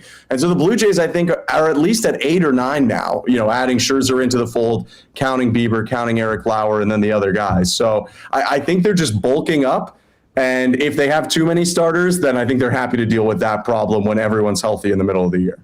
Ben, thanks for joining us again. In this segment, part of this is being fired up for Napoleon Fireplaces and Gemco. And a fellow that did that last year through the playoffs was Trey Savage. I mean, he stole the hearts of Canadians. Just delivered that Game 5 of the World Series, 12 strikeout. I mean, it was a where were you kind of moment that Canada got to share. But it hasn't pitched yet. Okay, so is this taking extra precaution with a younger player that had a crazy year last year? Is there injury? What's going on with Trey Savage? As far as I know, no injury. I think it comes down to, he had a big jump in innings last year, and I think they're probably trying to protect him a little bit. That doesn't mean completely baby him or not throw him at all, but I think when they're looking at it, he went from, I think, 90 innings it was about in college to 140 innings and very stressful innings, obviously, pitching in the World Series or pitching in the playoffs in general. the next year. So I wouldn't be shocked if his total innings didn't change a ton from last year to this year, if he ended up throwing somewhere in the mid 100s, like 150 or 160, and in part to protect him, and in part probably because they have so many starters that they can do it. I'm guessing that you might see some shorter starts from him early in the year, and that they might try and keep some of those innings or keep some of those, starts for later in the year. And if that means that maybe they skip him one time in the rotation or send him down for 15 days once just to take a breather, and Eric Lauer jumps into the rotation, or whoever might not be in the rotation at that point jumps in. I think that's possible. I don't think it's the fans' favorite thing, and I totally understand that. And the baseball fan in me says, like, Trey Savage dominated World Series games last year. You want him out there all the time, but I did. It's not a one-to-one comparison, but I thought of Alek Manoah a little bit. And he threw a lot of innings young in his career, and unfortunately just has not really been healthy since then. And I think the Blue Jays, not that they're comparing it to that's something I came up with myself, but I think that they want to make sure that he's good this year, but that he's also good next year and the year after that, because they have a half decade or more still to go with Trey Savage in a Blue Jay uniform. Ben Shulman from Sportsnet, play-by-play for the Blue Jays on radio, joining us today on the Reid Wilkins Show with Jay Milne. Just a couple more. Thanks for being so generous with your time. This one's sort of an inside baseball question, so to speak, but I think our listeners will like it as well, because I'm curious about covering spring training. I mean, baseball's unique. Hey, everybody, go, hockey, okay, the Oilers play Calgary home and away, the Jets home and away. Most of the media doesn't travel, so if the Oilers are away, you watch it on TV. Like spring, because there's media guys down there for 5 or 6 weeks. Like, what's it like actually? You're kind of forced to do your job remotely for an extended period of time through this. It's exhibition games, right? Yeah, it's really great being down here. I mean, I love the spring. I mean, I am living in a hotel room for 6 weeks. That's probably the biggest snag of the whole thing. Not the most fun, but kind of a long stay hotel, so that's all right. But the spring gives you access to players like no other time, and probably no other sport, because baseball is about as good for player access as any sport these days. And then spring training, you get at least, a couple hours a day pretty much, where you're going to have a lot of time with these guys, and no one's slumped. Very few guys are going through stress. Really, only if you're on the fringes of the roster, you're going through stress. And so everyone's willing to tell you what they did. They're adding a pitch, and who knows if it'll last a month or two into the season, but they changed their workout program. They're 10 pounds lighter. They're 10 pounds heavier. They have a leg kick. They changed it to a toe tap. I mean, guys are excited to talk to you. They've probably felt like they've built on something in the offseason, improved something, and you just, you get to escape. I'm sure it's fairly similar, if not colder and snowier. I get to escape some icy, snowy weather. Come down to Florida is not the worst side effect of it either. And the last thing I really love is, I know there's more video in the minor leagues now, but still, you really just hear about minor league guys a lot. They're kind of a mystery. Getting to see some of these guys in person and be like, whoa, Arjun Namala, their first-round pick from 2023, he looks 10, 15 pounds heavier at least. I mean, he was a skinny guy last time I saw him. Now he's ripped. Or you hear about, Eloy Jimenez. There's always a veteran who's trying to get back in on a minor league deal, and right now he's hitting really well. And you feel like this Renaissance story is coming together. So you fall into a routine. It does feel like it's the same thing each year. And if I had to be honest, most of what goes on in the games does not matter, because guys are just working on stuff. Still watch, it's fun and it's entertaining, I think. But in terms of if Vlad Guerrero goes 0 for 3 tomorrow, does that matter for a season? Absolutely not. Right. And he doesn't care that much either. He's working on something specific, but the relaxed nature of it is a lot of fun, and the access you just can't beat. I mean, you build essential relationships, I think, if you can get down to spring for the rest of the year, especially with new players like, Cody Ponce or Dylan Cease or some of those guys. Yeah, that's a good way to put it. And I hear you McDavid didn't get a point last night. I'm sure he'll be fine, everybody, when it's in the preseason. Okay, I'm going to throw a curveball at you. Sure. We have an off-topic topic on every show, presented by William Huff. And this is because Jay's kids are on a ski day today from school. Yeah, a ski day. So Nice. a day you looked forward to as a school kid. It can be elementary, junior high, high school. Like I said last day of school, and then maybe track and Good field one. day, especially before junior high. Is there like an event day or a traditional day that you look forward to as a school kid? So I can give you multiple answers because in my high school, we had a dodgeball tournament organized by the school. That was a good one. I believe we made the finals, my team. It was the same team from grade 9 all the way through. We made the finals in the first year, got beat by the grade 12s. And then I think we won and then like shockingly lost when we were in grade 12 or something.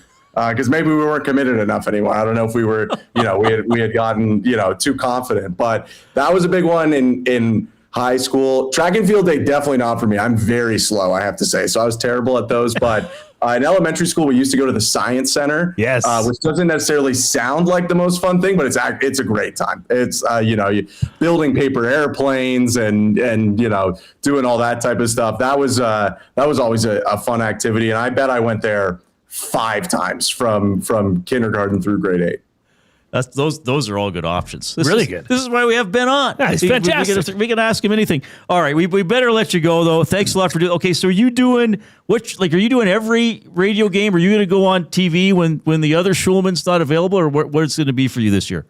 So it's a mix of the both, but I can give you at least the lowdown. So tomorrow we'll have Blue Jays Phillies on TV. I'll be on that one with Caleb Joseph and Arden Zwelling.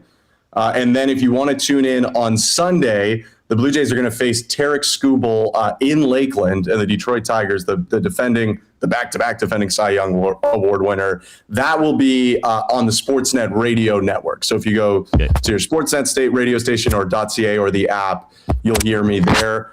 I'll be on most of the TV coming up, and then for sure weekend radio. Not all the weekday games are on the radio, but on the weekend, even if they're on the road, there'll be a radio broadcast for that. Okay, awesome, Ben. We love having you. Thanks for making time for us. Glad your ankles pretty much mended up by the sounds of it as well. Love the storytelling. Love the insight. It's going to be fun watching the Blue Jays this season. We'll bug you down the road, buddy. We really appreciate it. Thank you, guys. Appreciate it, Reid and Jay. Right on. Ben Shulman checking in on the Oil Country Towing video hotline. Man, he's good. We love talking to him. Fantastic. Yeah, fantastic stuff. Like baseball fans obviously always get excited this type of year. I kind of felt like I had my Blue Jays fandom rekindled. Yeah, obviously sure. With that run last year and some of the names he was saying, like, oh yeah, they got that guy. Oh yeah, he's back. But sounds like they're going to have quite the starting rotation, bullpen.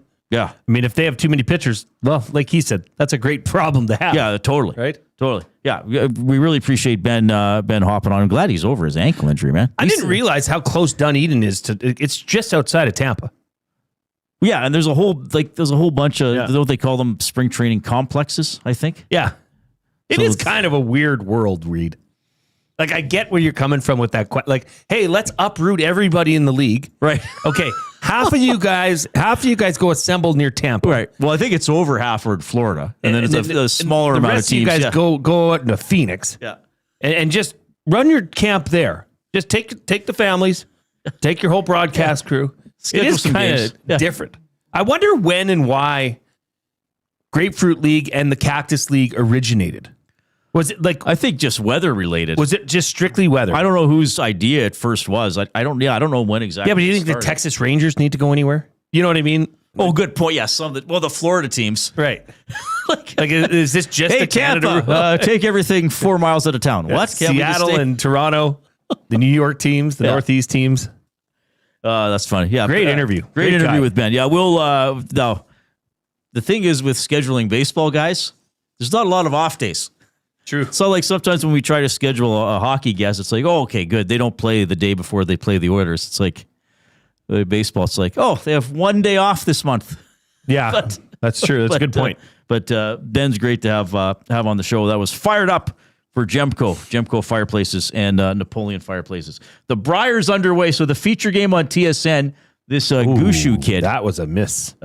Taking on Quebec. Did Gushu miss? No. Well, Quebec missed. So Gushu's going to get an easy 2, most likely here. Yeah, they can't get 3. Okay? Easy to. So we're off and running with the Brier. You can get in touch, of course, by texting 780-218-9999. The afternoon inbox presented by River Cree Resort and Casino. They're turning 20 this year. They're going to celebrate big until October 26th with over $1 million in prizes, 35 winners of $20,000 in casino free plays, 9 brand new cars, 56 winners of $1,000 in cash. Again, this is all going on until October 26th. The Oil Understood coming up. Here's the Coupe.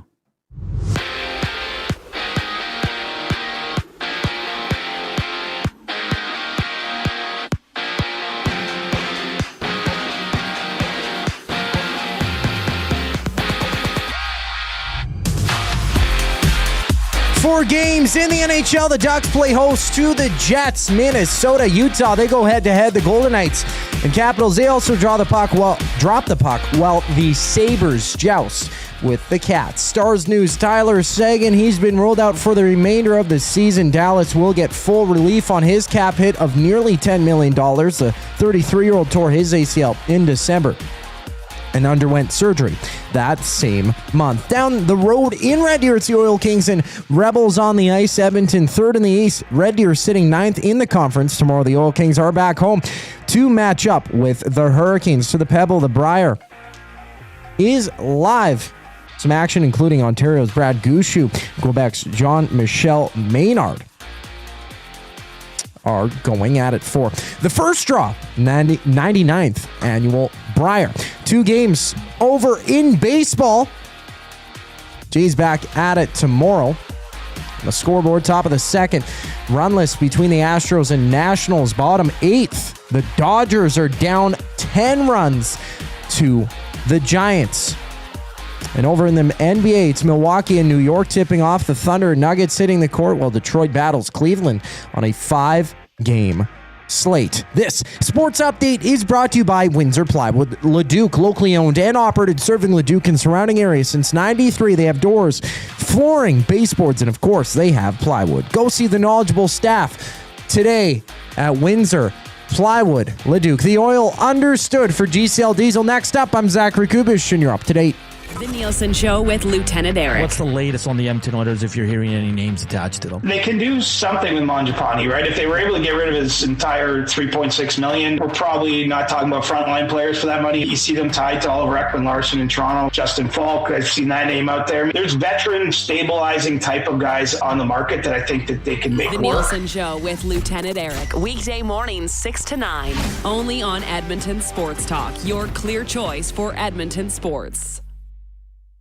Hey Edmonton, did you know a local Play Alberta winner scored over $430,000 on Desert Fantasy? Think about the rec room you could build with that kind of cash. From major casino winners every hour to jackpots worth millions and hundreds of popular games to money that stays in the province, there has never been a better time to sign up for Play Alberta. Download the app today to get started with casino, sports, and lottery. All in one app. Must be 18 plus to play. When you gamble, use your game sense.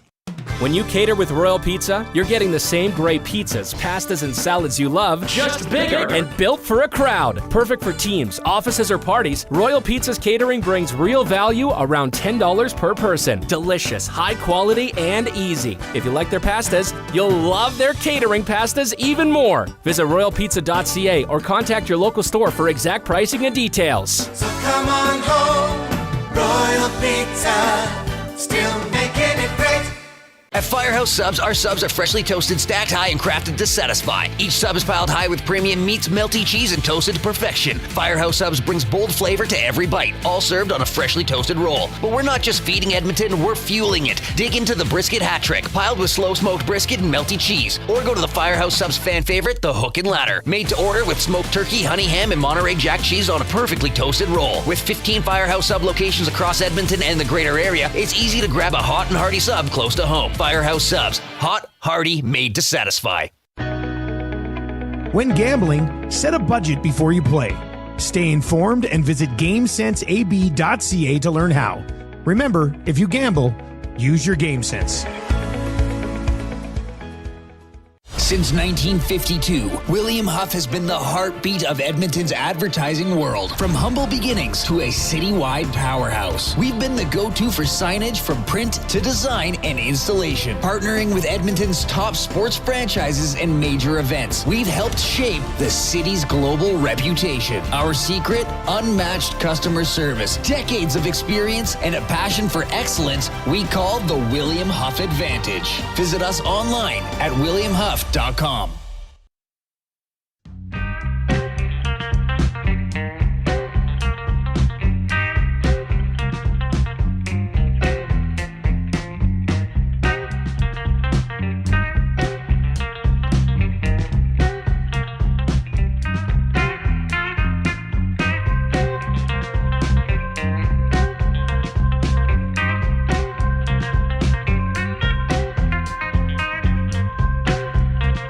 Okay, thanks for joining us this afternoon. Good to have Ben Shulman on the show. Edmonton Sports Talk presented by Play Alberta. Why settle for less when you can have it all? Only Play Alberta brings you casino games, live dealers, lottery, instants, and sports betting all in one place. Don't forget to use your game sense. Jay's Play of the Day is up. It's related to the NHL showdown tonight between the Ducks and the Jets. Jets trying to make a big run and get back into playoff contention. They have had obviously a pretty tough year, but who did they beat the other night? They beat the Canucks a couple of days ago. Mm-hmm. So big game. Overtime, right. In the Nasty chat, and by the way, if you are taking us in on YouTube this afternoon and you have not clicked the thumbs up button, please do so. We try to get to at least 100 thumbs every show. Our off-topic topic for William Huff, a day you look back on, or maybe you're currently in high school or junior high or elementary, a day that you look forward to as a school kid. Copper Girl, who sent out a great limerick earlier, says the high school phys ed canoe trip. Well, that'd be fun. Yes. Rip City Step, who always has something to keep us amused. I always liked the day when you got the results from your Valentine compatibility quiz. The Scantron, he calls it. Is that what it was called? Well, Scantron, I don't know if that's a real thing, Rip City. Scantron was what you would take tests on, and then remember it was like a size of a chit, and then you'd put in your A, B, C, or D, and then they'd run it through the Scantron machine, and it would spit out your mark. Really fast. Okay. But you have to make sure each circle or whatever your answer is shaded in properly. So it can't be an X. Coop. It can't. So be they said. I'd like to. Rules, Jay. For the off-topic topic as well, from Tube Socks, our good buddy, back in my elementary school every year, the grade 7s got to go on a camping trip near the end of the year. I've been looking forward to this because it's a fun time, and about 3 weeks before the camping trip, I got myself into some grade 7 trouble and had to skip the trip along with some other bad kids. We all ended up having to hang out in the grade 7 classroom. There was about 5 of us, and we just hung out and listened to records and stuff. It was all right, but we really wanted to go on the camping trip. Seahawk Paul says, used to get excited in elementary school when you got your Scholastic book order form. Remember that? Remember Scholastic would have a book fair at your school? Yeah, kind of. And then that's where you'd get posters. Yeah, that was the best thing. Oh, yeah. I used to order posters. Yeah. That's where you'd get posters. That's where you get all your cool posters. Adam in Quebec City. So Zach went to a school with no windows. Are we sure it wasn't jail? Well, Grand Trunk didn't have a lot of windows. There were very few windows. I think there were only a couple classrooms at Grand Trunk in Evansburg. Well, still, I guess that had windows.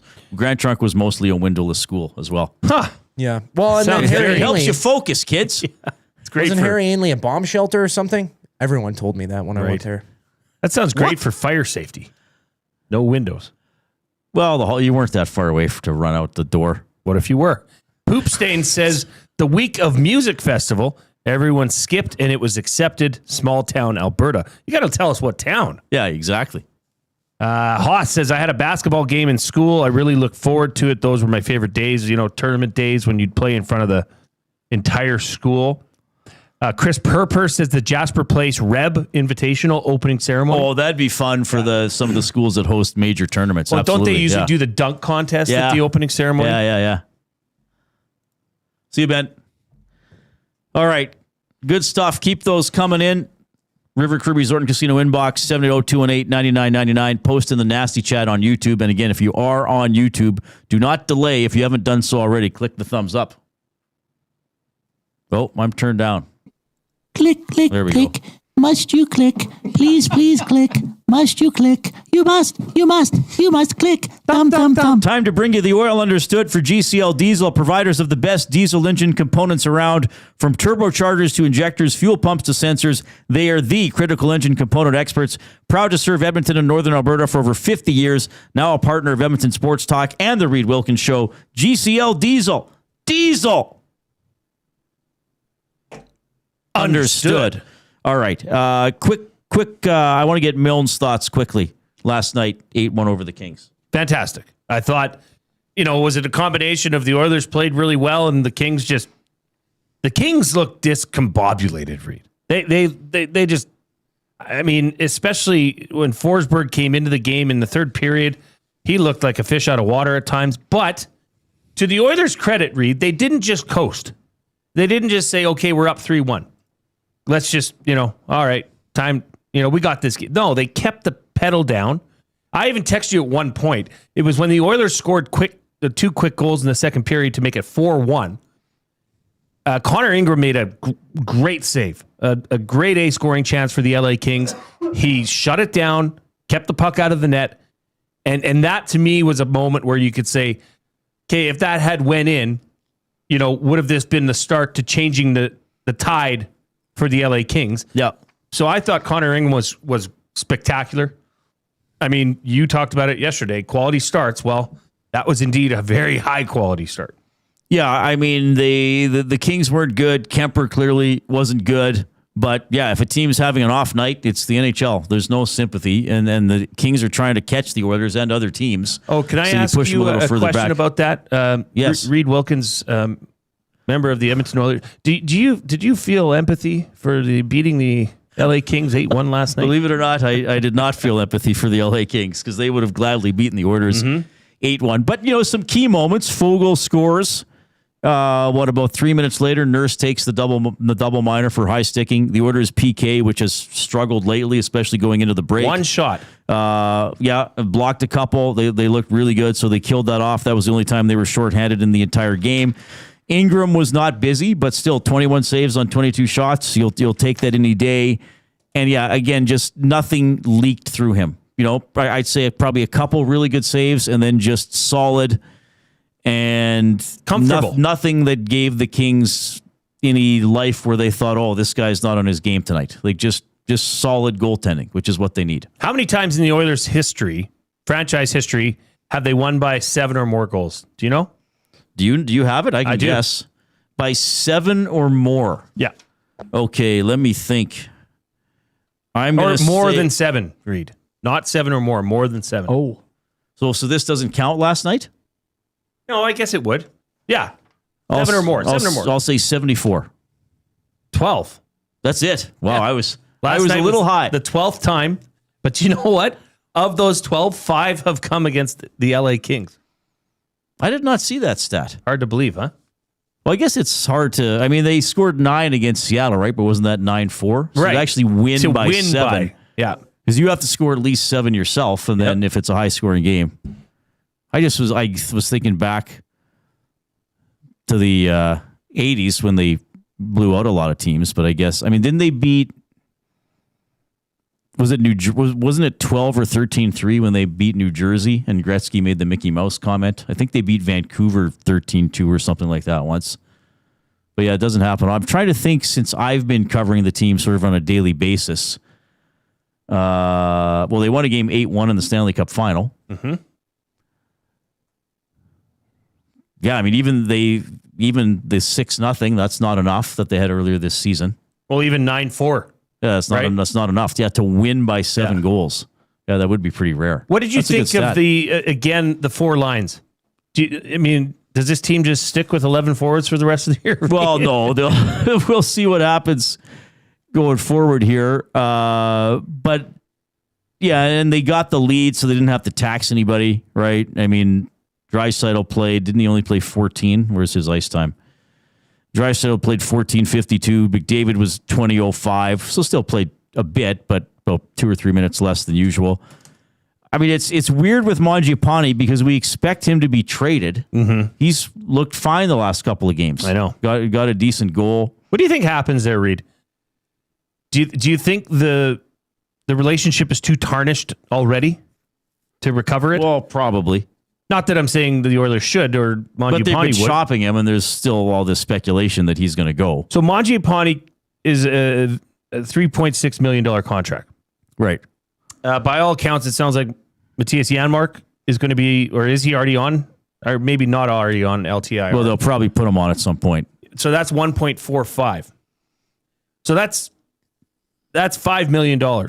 Right. That the Oilers might be able to throw around before the end of next week. Yeah, maybe.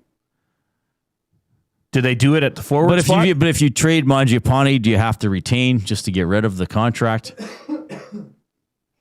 Right? Yeah, there's a lot of unknowns, obviously. But I still think, I don't know, they'll probably target a defenseman. The stuff around OEL is interesting, though it doesn't sound like he wants to leave Toronto.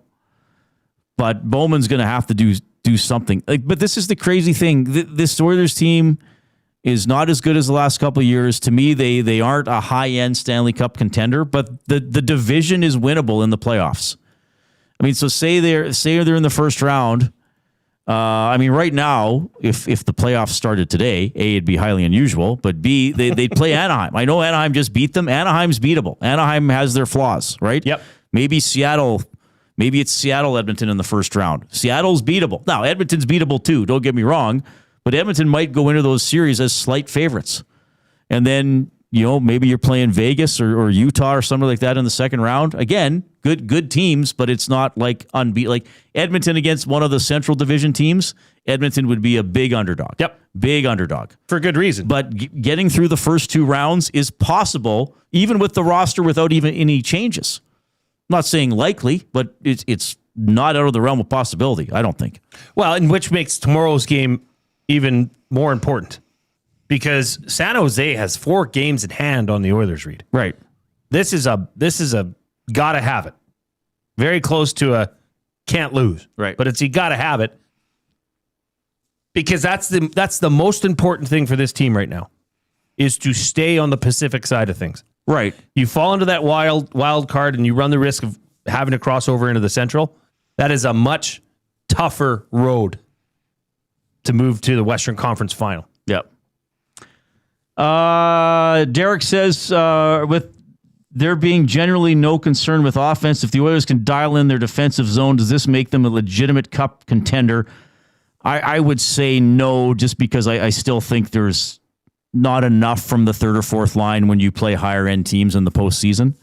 Derek also says, did you think the Oilers were legitimate contenders the last 2 seasons? Everyone was picking LA, Vegas, and Dallas to beat them last year. Fair point. I did. Well, I picked them to win all those series.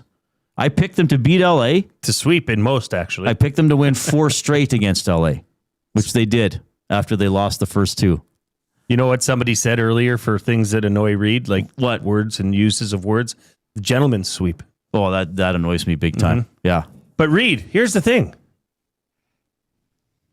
What if Connor Ingram keeps playing like this? And again, that's why, to me, he's the wild card. He's the most important player. And also, once you get into the postseason, it does kind of take on a life of its own. And this team has experience in the postseason. But I mean, if they can somehow win the first 2 rounds, who knows who you're playing? Who knows how healthy that other team is? Well, and there's a lot of new look faces, especially in the Pacific.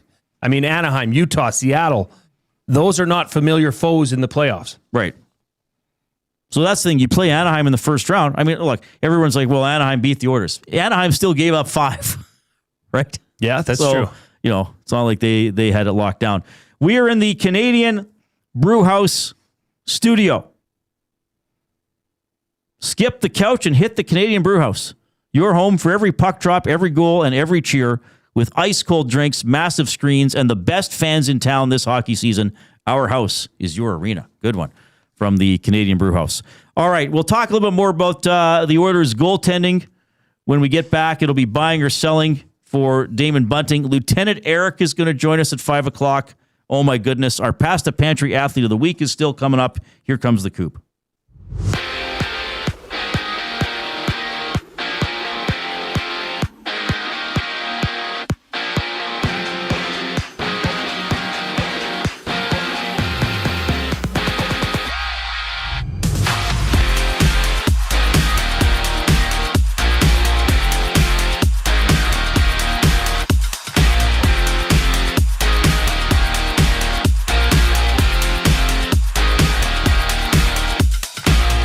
level, the Brier has 4 matches live, including Ontario's Brad Gouchou and Quebec's Jean-Michel Maynard. Underway, Gouchou's squad leads 2-0 in the third end. 4 games on the NHL docket. The Ducks play host to the Jets. Minnesota, Utah, they go head-to-head, and it's the Golden Knights and Capitals dropping the puck, while the Sabres matchup with the Panthers. Stars News, Tyler Seguin, he's been ruled out for the remainder of the season. Dallas will get full relief on his cap of nearly $10 million. The 33-year-old tore his ACL in December, undergoing surgery that same month. Down in Red Deer, the Oil Kings and Rebels, they hit the ice. Edmonton third in the East. Red Deer sitting 9th in the conference. Tomorrow, the Oil Kings are back at home to match up with the Hurricanes. 2 games, or 1 game only, now in baseball. Top of the third, runless Astros, Nationals, and tomorrow, Toronto has a split squad series. It's the Yankees and Phillies. First pitch just after 11. NBA action, Milwaukee and New York tip-off, having 4 games on the schedule tonight. The Reid Wilkins Show rolls on following the break. I'm Zachary Kubish, and you're up to date. EST Hangout. If you came in and said Hernan and Gager were very positive to start the show, I would leave this room, go to Hernan, and be like, Hernan, we need to figure this out. Yes. What is wrong with you today? What went wrong today? Like, why are you so positive? Like, because you clearly are sick. Do you need to go home today, Hernan? The EST Hangout, presented by Sentinel Storage. Weekday mornings 9 to 11, only on Edmonton Sports Talk. Your clear choice for Edmonton sports. Sentinel Storage congratulates Team Canada for all their perseverance, dedication, and commitment, for representing our country so well. Our athletes make us proud to call Canada home. Sentinel Storage, proudly Canadian and official storage partner of Team Canada. The road to the FIFA World Cup runs through Edmonton. See Canada Soccer's men's national team before they take on the world this summer. Canada versus Uzbekistan. June 1st, 7 p.m., Commonwealth Stadium. Tickets at Ticketmaster.ca. Looking for quality building materials and friendly advice? Visit us at Windsor Plywood Leduc, family owned and locally run since 1993. From interior materials for doors, flooring, baseboards, and all the finishing touches, to all you need for your outdoor projects like cedar lumber for decks and fences, plus all the plywood you'd need. Our full-time on-staff carpenter can help with anything odd-sized or custom, and from domestic hardwoods to exotic selections, we've got you covered. And if we don't have it, we'll track it down for you. Windsor Plywood Leduc. We're the experts you need to know. Hey Edmonton, did you know a local Play Alberta winner scored over $430,000 on Desert Fantasy? Think about the rec room you could build with that kind of cash. From major casino winners every hour to jackpots worth millions and hundreds of popular games to money that stays in the province, there has never been a better time to sign up for Play Alberta. Download the app today to get started with casino, sports, and lottery, all in one app. Must be 18 plus to play. When you gamble, use your game sense.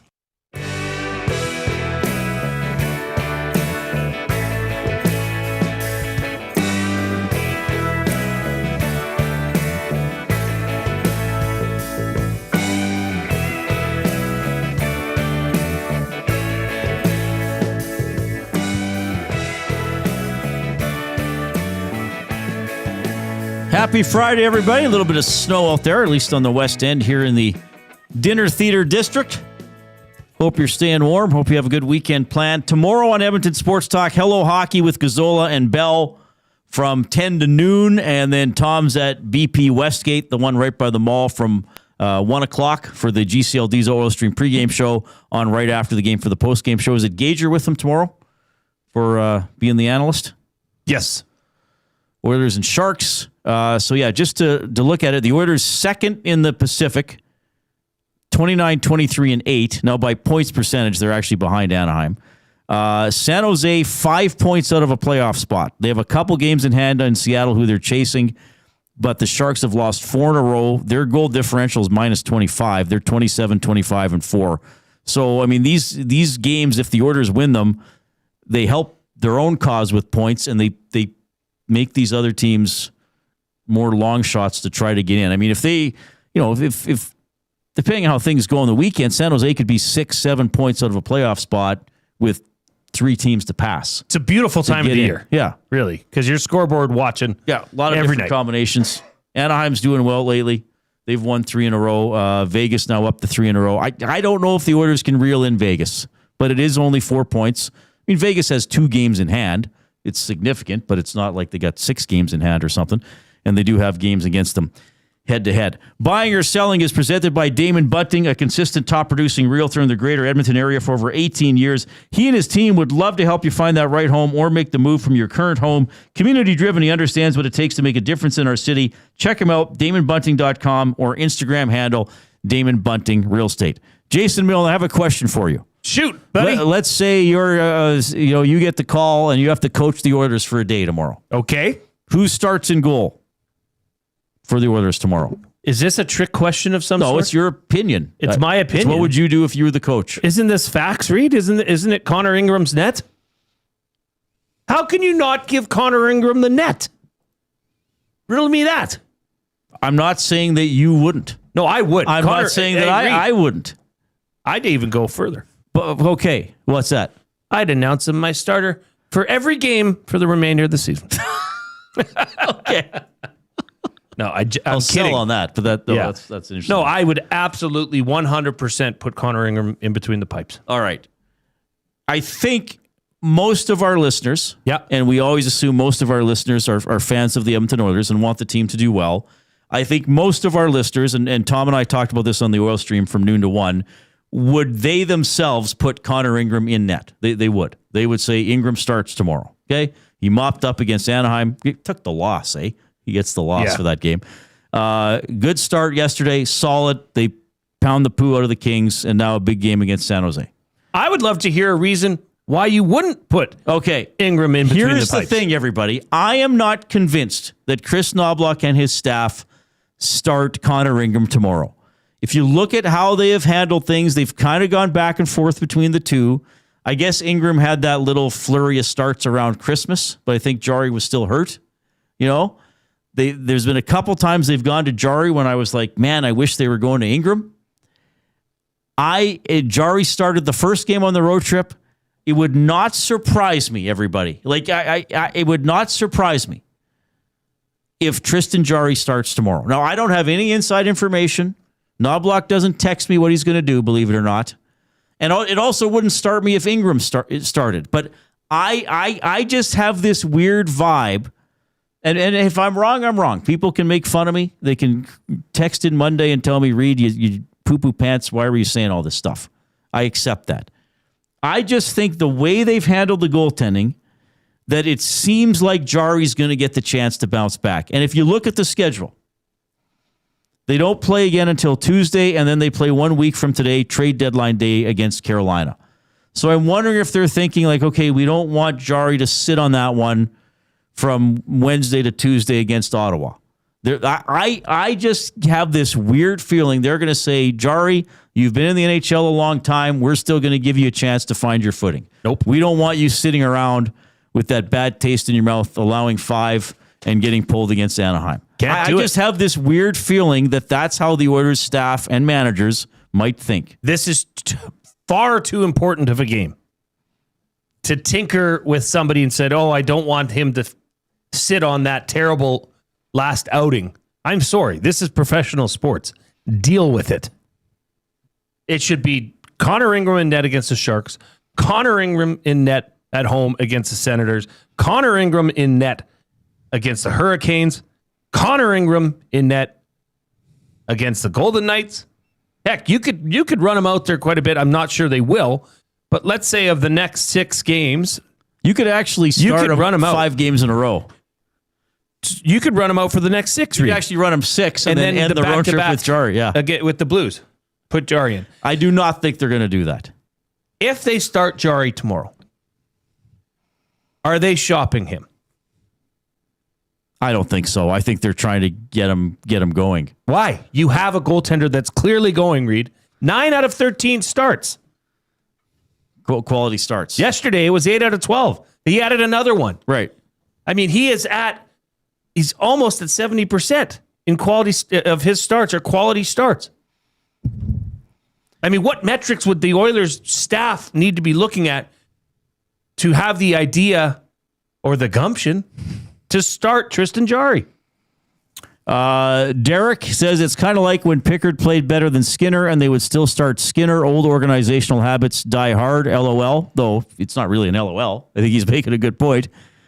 Matthew Hyman says, is it up to Knobloch or the goalie coach? Wouldn't they have penciled in starts already? Knobloch gets the final call. The goalie coach would certainly have input. And they do, I think Knobloch said once, they kind of pencil in 2 weeks ahead of time. But of course, it can change on the fly. So here's the thing. All right, here's the thing, Jay. It's because Jarry started in Anaheim, they clearly penciled in Jarry, Ingram, Jarry. That was clearly what was penciled in. I'll give you that. So did enough happen for them to change it? Or are they just going to say, no, we play, we're kind of... they do have this 3 games in 4 nights, but next week's kind of slow because they just play Tuesday, Friday, and then the following Sunday, March 8th. So they easily could have just said, you know what? We can alternate games. Well, they could alternate games for a heck of a long time. They only have 1 back-to-back in March. Like, they could easily just alternate games, and then no goalie is sitting out for a long time, and no goalie is carrying a really heavy load. Yep. They could easily do that. They can't, Reid. This team needs to just find out who their number one is. And I know you and I both feel the same way, that number one is Connor Ingram. It's obvious. If they start Tristan Jarry tomorrow, then here's the thing. You say Knobloch and his staff. If Jarry starts tomorrow, this is not a Chris Knobloch decision. In my opinion, this would be management forcing the issue. Knobloch yanked Tristan Jarry almost halfway through the third period. In disgust. And called him out after the game, which is very un-Chris Knobloch. I don't think emotions is playing into this. He needs a goaltender that's going to help his team get wins. In a 4-point game against a division rival that you need to get this win, you can't tinker. Go with the hot hand. You don't really think that, do you? Yes, like in your heart of hearts. I think it's very possible Jarry starts tomorrow. Again, I don't know what's going to happen. I just think it's... I think there's a little bit of the sentiment, and I understand where it's coming from, but I think there's a little bit of a sentiment with fans. Well, it's obviously Ingram tomorrow. I don't think it's obvious. I hate to say that. I don't think it's obvious. Because look, there's been a couple games, wasn't it Jarry started against Pittsburgh? And we thought it was going to be Ingram, the home game, and they got lit up early. And I went on. I remember going on after the game with Tom, and I said they started the wrong goalie. Yeah, but that was pre-Olympics. You're not in the panic of a playoff push. It was a different time. This is now go time.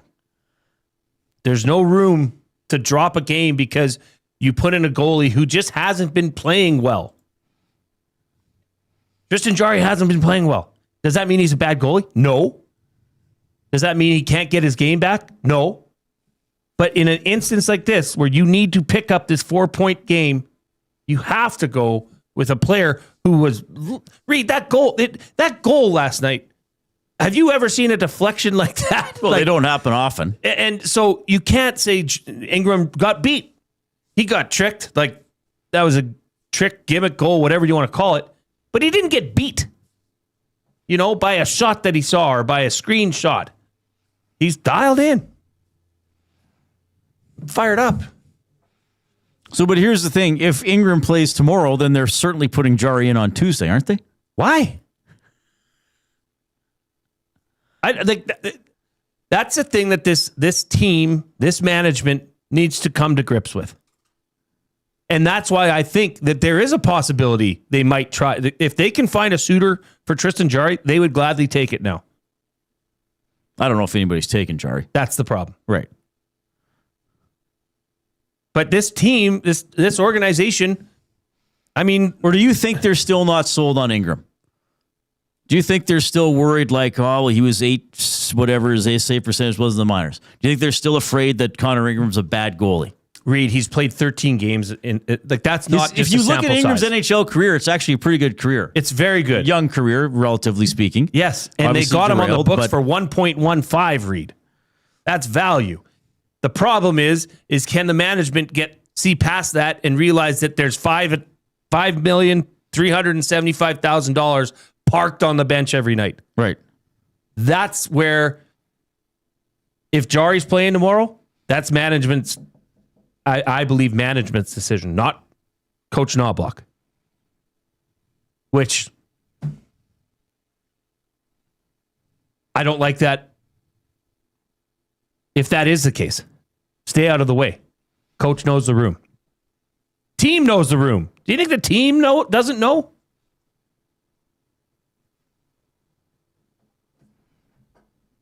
Well, I would think. I would think. I mean, nobody's going to come out and throw a teammate under the bus. I would think the players feel the best with Ingram in net.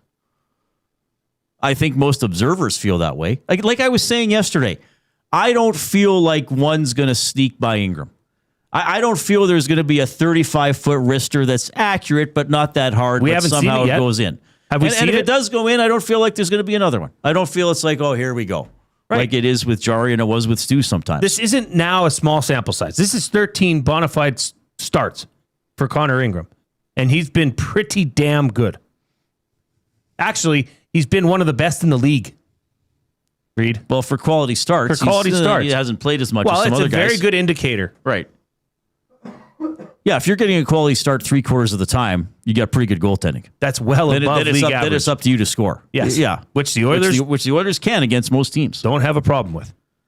I don't know, man. Like, am I being a Fox Mulder about this? And am I being all cuckoo caca? You're being cuckoo caca. Yes. I think you're being very cuckoo caca. Did the Oilers move up, by the way? Yesterday they were 4th in goals for per game played. I wonder if that skewed things enough to push them into 3rd. Oh, well, I can check right now. It'll take me 10 seconds to look it up. Teams here.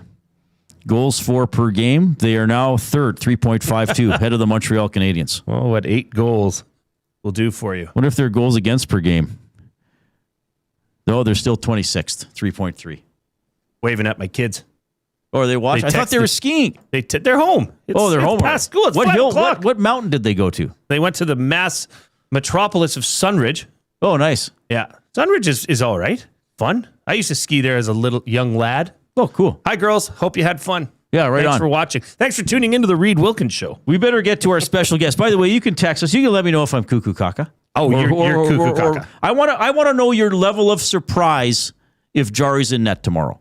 Ooh. With 0 being not surprised at all to 10 being completely shocked. I'd like to know that from people. Do you want to put a poll up? 780-218-9999, presented by River Cree Resort and Casino Inbox.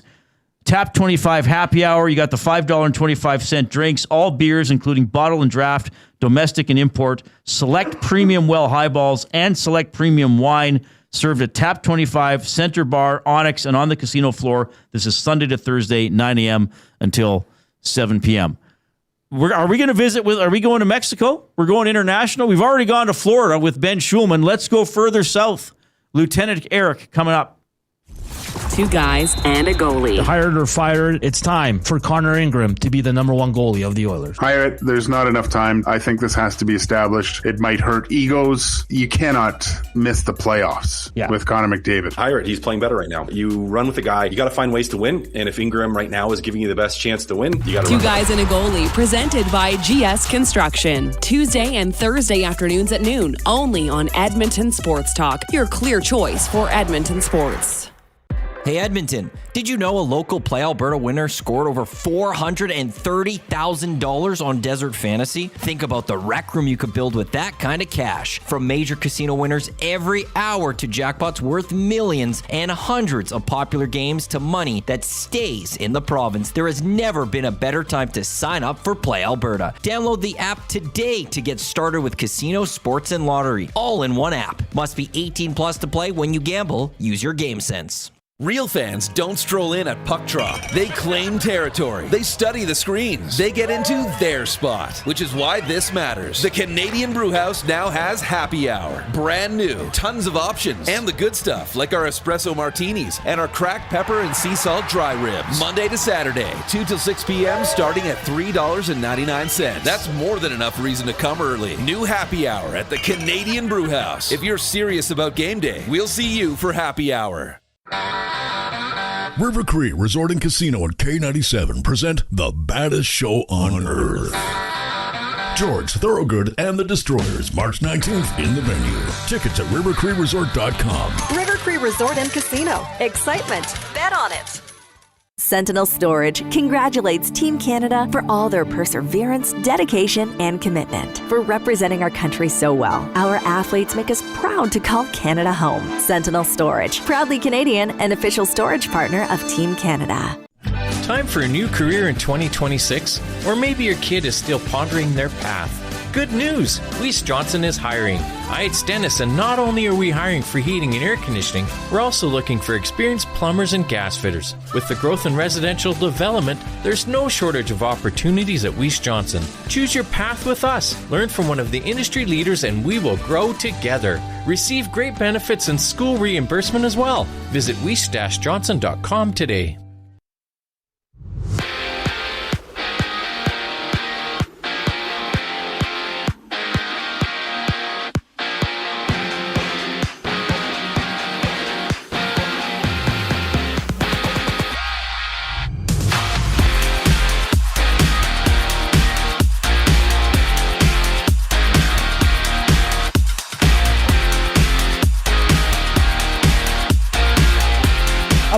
Games about to get underway in the NHL. It's Buffalo at Florida, while the Golden Knights and Capitals drop the puck.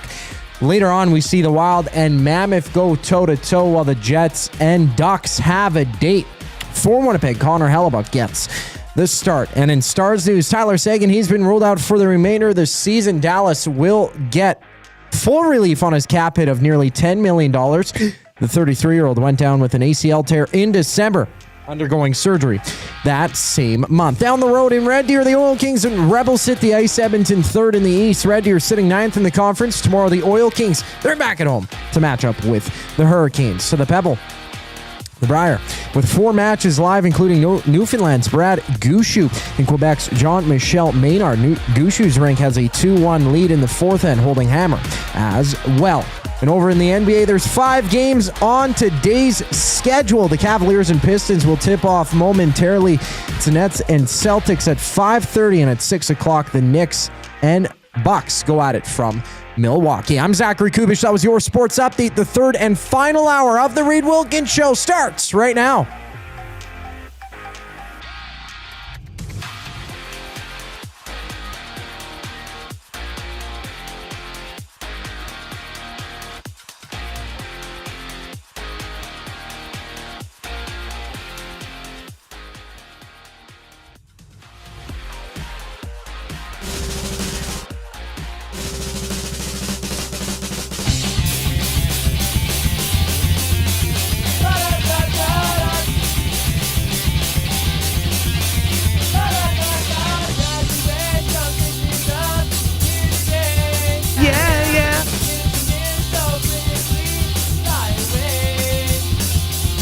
Never forget the memories from my past. The best times with friends. This isn't Fallout, is it? No, this is our graduation song. Oh, this is, don't tell me. What was it called? It's not the 9/11 song. No, I just said it. Oh, what? Graduation song. Oh, it's called Graduation Song? Okay. Our song titles probably need some workshopping. Right, well, that's okay. You make it, it's always good to make it obvious. There's nothing wrong with that. Sure. Thanks a lot for joining us this afternoon. If you're on the YouTube stream, click the thumbs up if you've not done so already. Click, click, click. Must you click? Please, please click. Must you click? And then you must click. Thumb, thumb, thumb. Once you click the thumbs up, click the share button. Send the show link off to somebody else in your life. By the way, we like to get to at least 100 thumbs up every show. We are 4/5 of the way there, so do not be a pleasure delayer getting there and click. All right, speaking of pleasure, we're going to go to the Oil Country Towing video hotline. Oil Country Towing, Edmonton's most trusted 24/7 roadside rescue team. Fast, safe, and reliable for over 15 years. Whether it's game day or a snowstorm, we work as hard as your favorite team to get you going. Call 780-986-6088 for all your towing needs. From the Nielson Show, currently in Mexico, it's Lieutenant Eric checking in. Hello, LTE. Hi. How are things going? Good. Can you hear me? We got you. Yes, we got. Where are you? Yeah, it's a little out here. So I'm in the. We just had a supper, the buffet fish supper. It's delicious. But I'm in the main foray of the Planet Hollywood here resort. It's great. Friday, as you can imagine, things are lighting up, and so yeah. Hopefully the connection's good. I think I may have gotten some sea water or sand in my phone earlier today, but that's fine. At least the screen's not broke like Dustin's. Uh-oh. But thank you for having me on the show. You heard about that, hey? You see that? Yeah, I heard about that. Some kid threw a basketball at it. Terrible. Yeah, terrible. What happened to your phone? Did you drop your phone in the ocean to get some sea sand in it, as you said? No, it was in a fanny pack, and I had it sitting there. But you know how the sea is, Reid. Angry. Some of the vapors can get into it, so I don't know what's going on. I'm fine. I'm real good. Feeling good. What's been the highlight of your week so far? Well, today it was hot earlier in the week, but today was a scorcher. Today the humidity and the sky was clear, and there was a wedding on the beach, if you can believe it. And people were getting married in the afternoon heat. And so we were there, and we applauded them and everything. I kissed both bridal parties, the male and the female, open-lipped. And but, you know, there's, in terms of like a highlight, it's been a gradual, you know, everything's been good. Chelsea, I want to give a shout-out. Chelsea Expedia Cruises, she hooked this up. She's done a lot of work behind the scenes to make this... all those minor details that we really don't know about. So she killed it. And yeah, it's been a good week, and it's just been a steady flow. Eric, I wanted to know, have you found your go-to libation?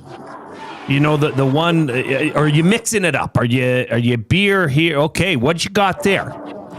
Well, I've been doing the tequila sunrises during the day, and a variation of shots. But then, as I find, I've had the seafood supper at the buffet every night, and after that, I go on the beer.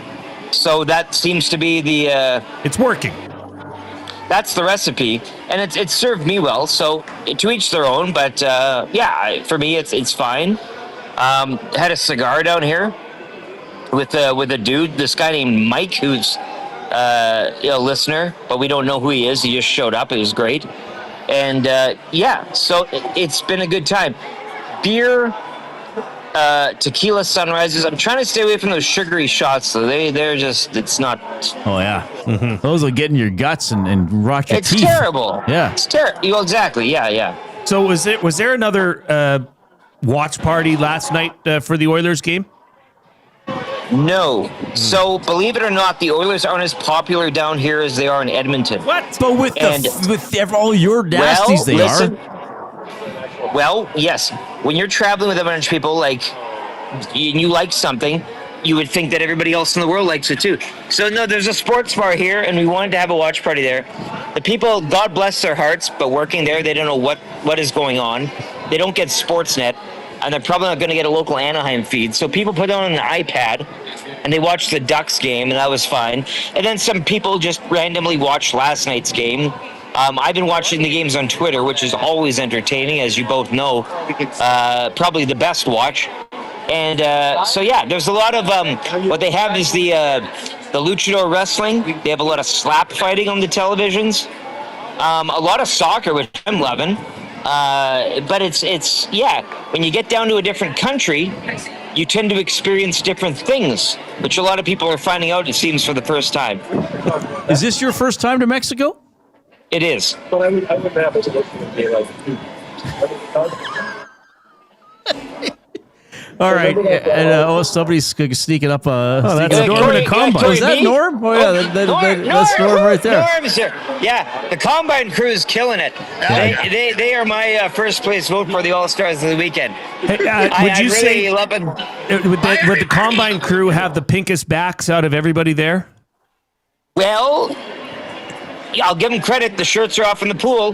Hell yeah. Yeah. So, we're all pretty tanned up. I mean, shoulders are pretty burnt. Sticky shoulders are pretty burnt. Yeah, she's been feeling it. A couple people have been feeling it, but no, as I said, like today's the week went by fast. Yeah.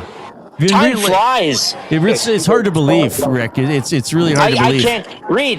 I can't believe that it's Friday. Yeah, and you know what? It's on Sunday. It's March. Well, and then after March comes April. Yeah, I can't believe that. I don't believe it. That's so hard to believe. What else have you been doing? Like, so there's food there. I think there's a pool, or you're on the ocean. Maybe your balcony is right over the ocean. Like, have you read a book? Do you watch a movie? What else do you do to chill out? I brought a book, so we were quite delayed. We had a mechanical issue on our plane leaving, so we bar hopped the Edmonton airport for about 5 hours. And so I had a book I read on the way down. Sat next to a guy, Baconator. He's a listener. He was telling me everything that I ever wanted to know. Howdy. Hey. And there's just, So anyways, doing a hit. The Dustin? No, it's, I don't know. So anyways, not a lot of reading down here. So we was delayed to get down here. But the whole cartel business, a couple cars were set on fire outside a resort when we arrived, and they locked it down. And there were like guys on the beach with guns. I want to get a picture tomorrow. I will offer them money, but I want to get a photo of them with their guns because I feel like that's a pretty good souvenir. Yeah, that'd be amazing. Again, there's like we stay in Dusty and I are in a room. He's been flatulating constant. Like today was just some of the most outrageous gas. And then last night he was snoring. So I was yelling at him. And he's like, he wakes up, he goes, you're talking in your sleep. And I said, well, I'm not. I was yelling at you because you're snoring. But we have a good room, third floor. There's multiple pools, and then we're a stone's throw from the ocean. So there's bars, there's the pool, the ocean, and then the lazy river, which we frequent a lot. And then there's these night bars here. So it's all like this is the. Again, I've never been to any other resort. Apparently, this is the newest one, but I would highly recommend it. It is great. Is this the first time you've ever shared a room with Dustin Nielson? No. So that's why I'm not too, I knew what I was getting into. I would even have shared a bed with him if we had to. We were not, but we could. But no, he's a good roommate. But again, it's just, hey, sometimes sharing even a room with my wife is hard at times. Yeah. I'll admit. Flatulence there too? Well, I'm not going to go on record, but there's a lot of at least I don't have to put up with his kicking of the feet and the legs. Right. But it's good. He's a good shipmate. And everybody, the only thing, and I don't know if you heard, I was on with the Morning Boys. It's funny. There's not a lot of people stumbling. You'd think for free liquor, everybody's stumbling around and pissing their pants. The first day was Big Uke, who I found him at the lobby bar, and he was pissed drunk at 4 p.m. And he said, I need to get to my room or something. And I said, well, I'll lead you around. And he kept telling me the number, but then he kept leading me into the wrong buildings. And I'm trying to be a nice guy, but I'm saying, well, this isn't your building. He goes, no, I guarantee you're up. So we're walking around and everything, and then we open an elevator. He's taking elevators for some reason. He's on the ground floor. He's taking elevators. An elevator opens. There's a family of 6 in there, and he's standing there. And the look on their faces was a total shock. And he just moves himself in. And the girl goes, Daddy, I want to get off now. And it wasn't even their floor. So the whole family exits the elevator. And then he took a spill, which thankfully it wasn't that bad. He hurt his knee. But other than that, everybody's been there's been no mishaps, which is good. So far success, and as I'm knocking on the wooden arm seat here. Eric, thanks for taking time out of your busy day to join us. It's always a privilege to have you on the show. Thanks for the update on how it's going with you and Dustin and the Nasties. And see you Tuesday. You're back at work? Yeah, Tuesday. I really want to say I miss you guys around there. I'm a man of simple pleasures, and I really like normal time. I can't wait to get back on my regular schedule, and I really appreciate you having me on the program again. Right on. Thank you, Lieutenant Eric. That's Lieutenant Eric, our colleague here at Edmonton Sports Talk. You get him on the Nielson Show every morning. He's joining us on the Oil Country Towing video hotline. A little special video for us just off air that only we can see right now. That's why Jay is laughing. Yes. He's an amazing man, full of energy. One of a kind. Right? I mean, that is... Oh, he is. You know what? Like, getting to know you doing this job has been wonderful. Getting to know, guys, and it's weird, right? Because I've listened to you since you've been on, right? I've listened to Eric and Dustin for many years. So to get to know them on the personal level is fantastic. And he is a character. Yeah, he's a wonderful man. Wonderful. He's one of the kindest people I know. Yes. We are 7 thumbs away from 100. So if you're watching on YouTube and you have not given the thumbs up, please do so immediately. Let's get to 100 and beyond. Oilers Sharks tomorrow. Remember, it's a 2 o'clock game, 1 o'clock here on EST for the GCL Diesel Oil Stream pregame show hosted by Tom Gazzola. He will be live on location from BP Westgate. That's the one right by West Edmonton Mall. We got our Pasta Pantry Athlete of the Week coming up. He's a great story. Quarterback here in town at a local high school. He just played for the Elks Selects. Name the animal, words of the day. My goodness. We're taking you into the weekend on a golden throne. Here's the Coupe.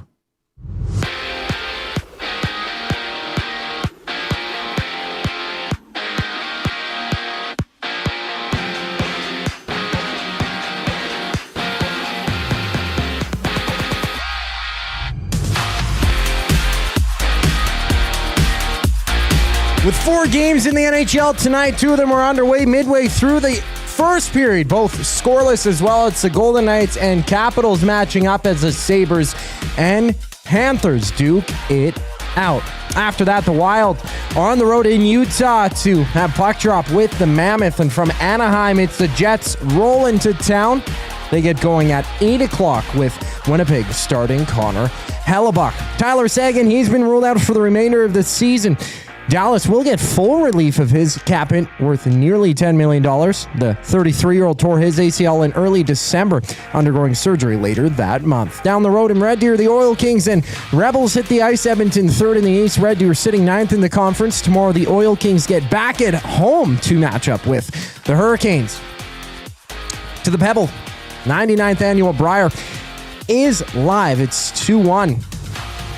For Newfoundland's Brad Gouchou over Quebec's John Mitchell Maynard. Newfoundland with the hammer. And elsewhere on a 5-game NBA slate, just one of which live. Cavaliers up 17-15. 6:30 left to go against the Pistons. There in the first quarter. The Reid Wilkins Show continues after the break. I'm Zachary Kubish, keeping you up to date. The Oil Stream. Their deadline cap space projected at $12,009. Projected playoff cap space, $1,963,334. This is shaping up to be maybe not a great season. That's sort of where I've been looking, for a while. And even at the beginning of the season, I think I had them at 96 or 97 points. The Oil Stream, presented by Boston Pizza. Monday, Wednesday, and Friday afternoons at noon. Only on Edmonton Sports Talk. Your clear choice for Edmonton sports. Sentinel Storage congratulates Team Canada for all their perseverance, dedication, and commitment. For representing our country so well, our athletes make us proud to call Canada home. Sentinel Storage, proudly Canadian and official storage partner of Team Canada. Edmonton, be part of history. Support Canada Soccer's men's national team as they battle Uzbekistan in the final send-off series ahead of the FIFA World Cup. Monday, June 1st at 7 p.m. at Commonwealth Stadium. Tickets on sale now at Ticketmaster.ca.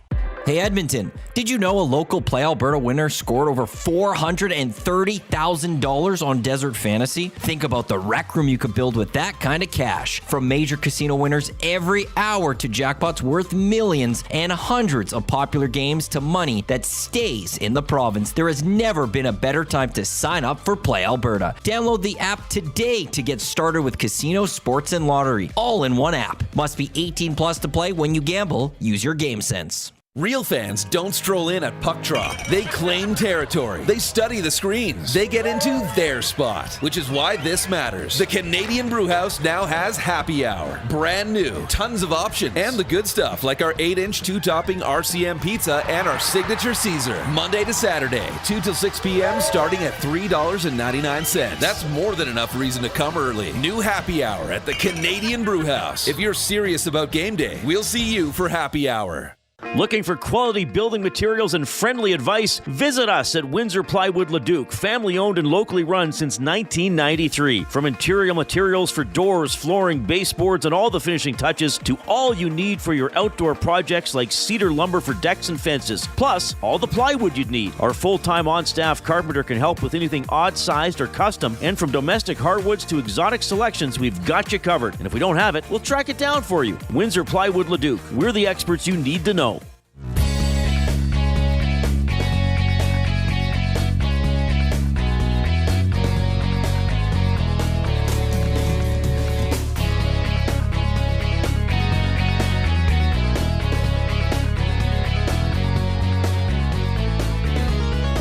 Good, Coop.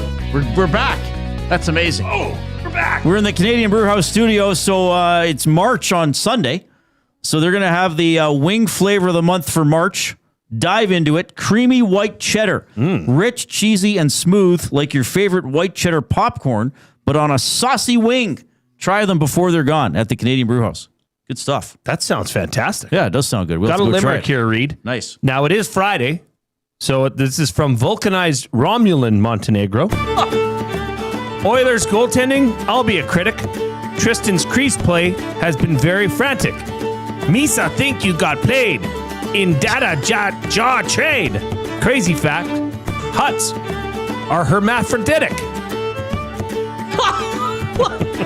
So he made you do the Jar Jar voice, which is not the most comfortable voice to do. Well, I had to do it on the fly. And then made a reference to the sexual nature of huts. Pierre Montenegro hitting it out of the park today. That's amazing. He's a wonderful man. All right, we got our Past the Pantry Athlete of the Week coming up, but let's fit in at least one of these here.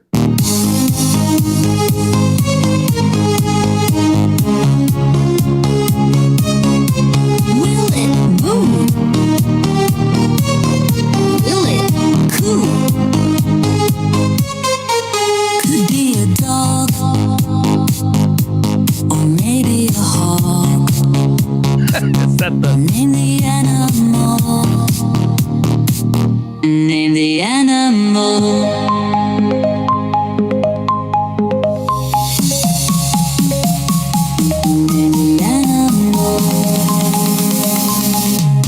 All right, so again, this is for entertainment and educational purposes only. Yeah. You can play along.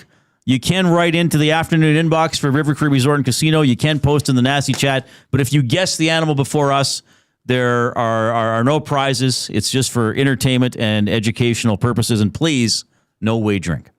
All right, Goob, what do we have today?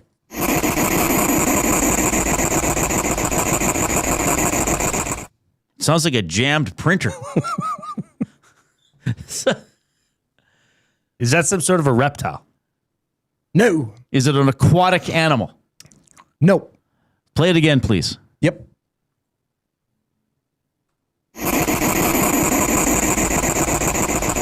Now, is that the noise that comes out of the animal's mouth, or is that it striking something? Neither. Is it a rattlesnake? No. Oh, does it have a mouth? It does have a mouth. But is that are those the noises? Not close. These are noises made by other parts of its body. No. No. So the noise does not come out of its mouth, and the noise is not made by any other part of its body. Well, other part of its body, you went sort of wings, not external parts, but it is. Is it some It's sort of a part of its face that is making some this sort of a noise. frog? No. Is it its beak? Is it a bird? It is not a bird. Play it again. Play it again. Let's play it again. And I know.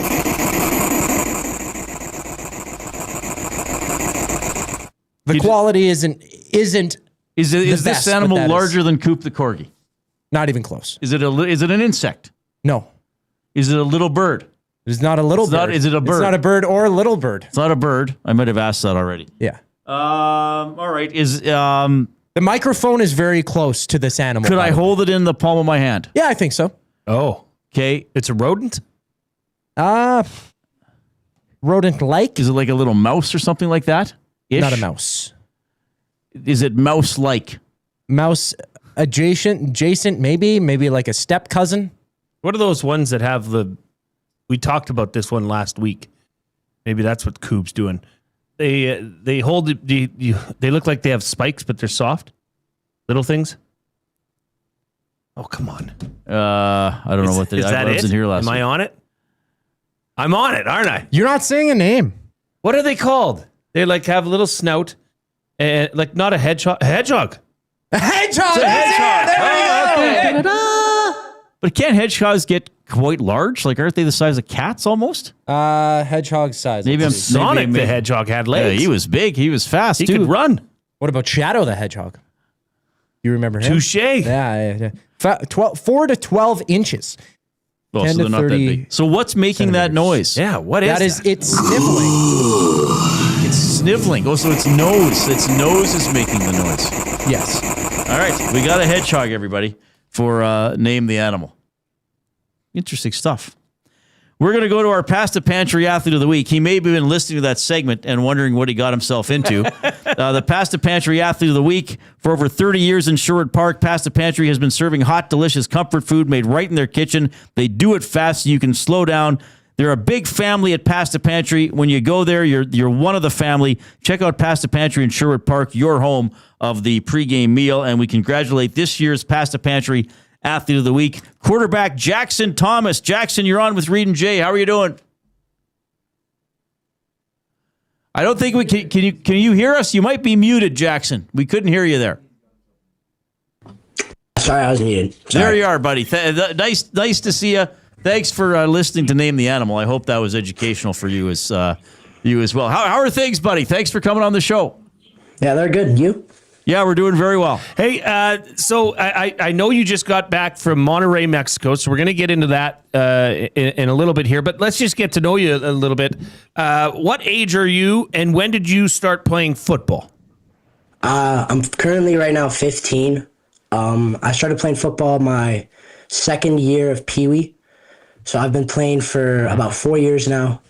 I've only been playing quarterback, though, for about 2 years, or just under 2 years. Okay, so you started out your football career at what position were you playing? I was actually playing linebacker my first year. Huh.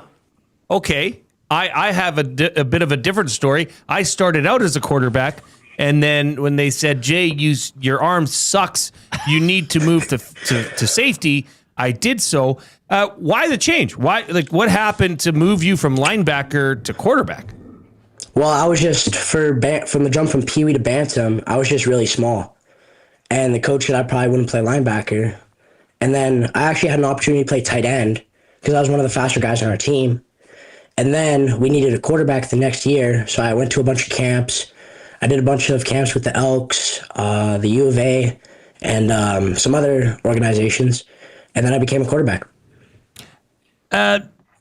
I mentioned it off the top. You recently got back from Monterrey, Mexico. You were on a trip, and I could see your shirt there. That's the Double E Selects. For those that maybe don't know, what is the Double E Selects, and how did you find yourself on that team?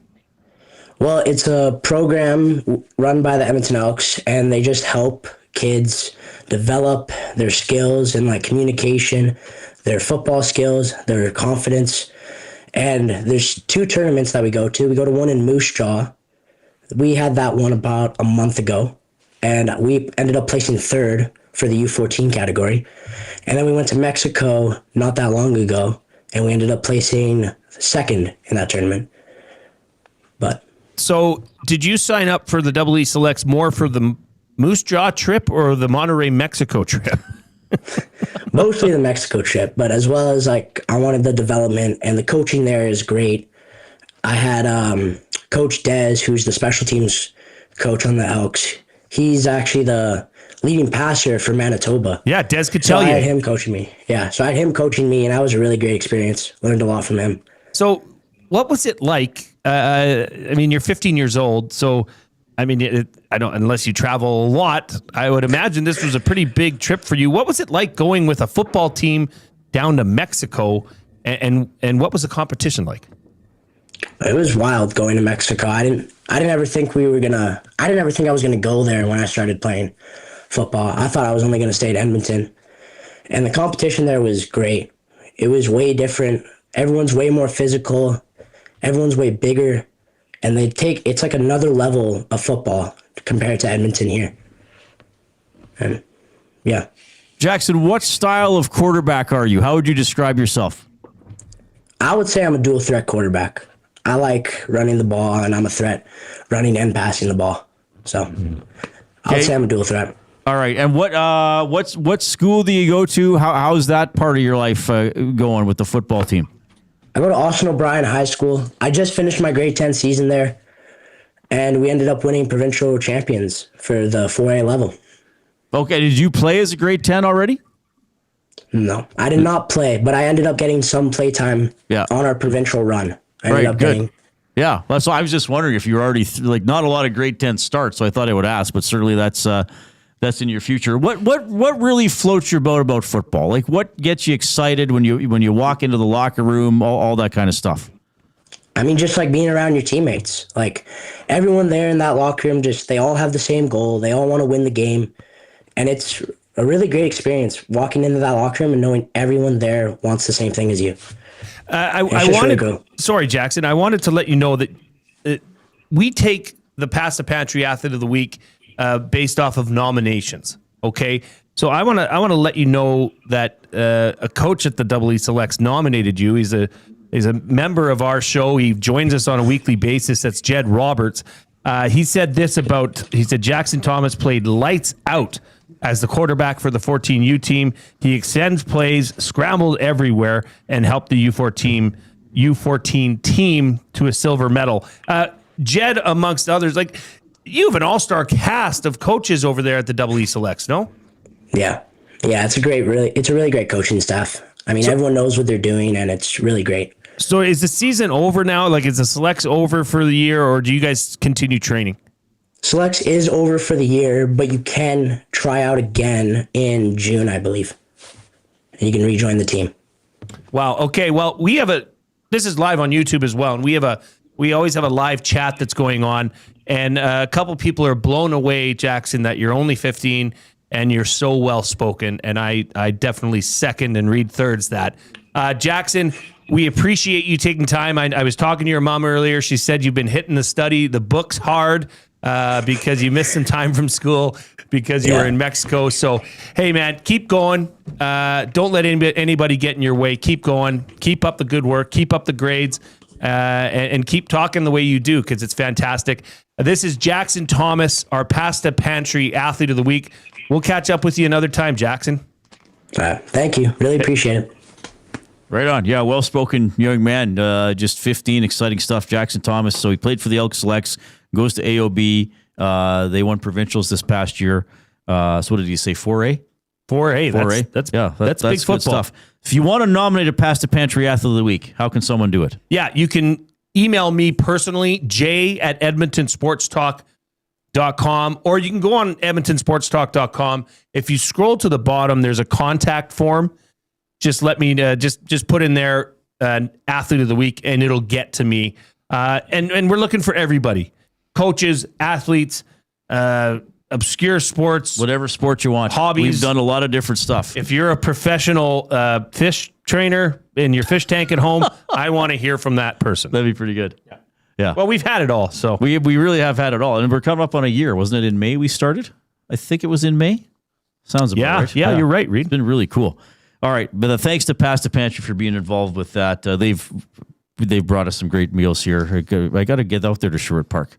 Have some stuff. It's fantastic. An incredible place to go. I recommend the pistachio with white sauce. They had the pistachio at Taste of Edmonton. I loved it. I had it more than once. Yes. And the meatballs were good too. Edmonton Sports Talk presented by Play Alberta. Experience all the excitement of the casino in the palm of your hand. Download the Play Alberta app today. Go to playalberta.ca. Look for EST specials. What's Jay's play of the day again? Yeah, so I think the Winnipeg Jets are going to go into Anaheim and win tonight. So I've got the Jets to win. I've got Kyle Connor to have one or more points, and Beckett Seneca to have one or more points as he continues his amazing rookie season with the Anaheim Ducks. That's boosted to plus 365 over at playalberta.ca. The Jets are not in a great spot, but I think they're a team to watch. Reid, they are. They're 9 points out of the playoffs. They have a lot of work to do. So they have to pass. Well, they're tied with Calgary, so they'd have to pass 4 teams to get into the playoffs. 3 non-playoff teams and then a team in a playoff spot. They're not getting in through the Central Division, so they got to get in through a wild card. I think the Winnipeg Jets are going to wind up ahead of the LA Kings. I really do. Really? They're 6 points behind right now. LA is going totally in the wrong direction. Can LA pass San Jose, Nashville, and then maybe, Seattle, Utah, a team like that? I just want to mention here, we have Ryan Brower in the chat. Okay, for those that don't know, Ryan Brower is the Edmonton Elks Community Coordinator of Amateur Football. And I believe, if I'm not mistaken, is one of the head coaches of this Selects team. He said this in the chat for those that are on the audio. That's my quarterback. Jay, it's crazy. Over 10,000 kids playing football in Monterey. We have little over 3,000 in Edmonton. Oh, interesting. Wow, I didn't know that. You wouldn't think That's good that. perspective. Yeah, I wouldn't have thought that at all. Nice to hear from you, Brower. If you're on YouTube, we are over 100 thumbs. Yeah. But if you haven't clicked, then please, first of all, here's the celebration. Click, click, then click. get in there Must and you click? Please, please click. Show's Must not you over. Click? You must This click. guy, shut up already. The stupid click song. In all seriousness, 780-218-9999 is also the River Cree Resort and Casino inbox if you want to text us. How about this?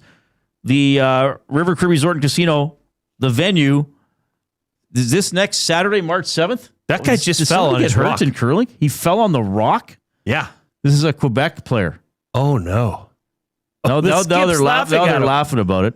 Oh, no, Reid. He's okay. He's okay. He's giving the crowd the salute. Oh, his broom snapped in half. Look at that. Oh, his broom snapped. Oh, the poor guy. Hopefully get I didn't see it. We'll try to get a replay. 6th end, by the way. Gushu leading Quebec 2-1.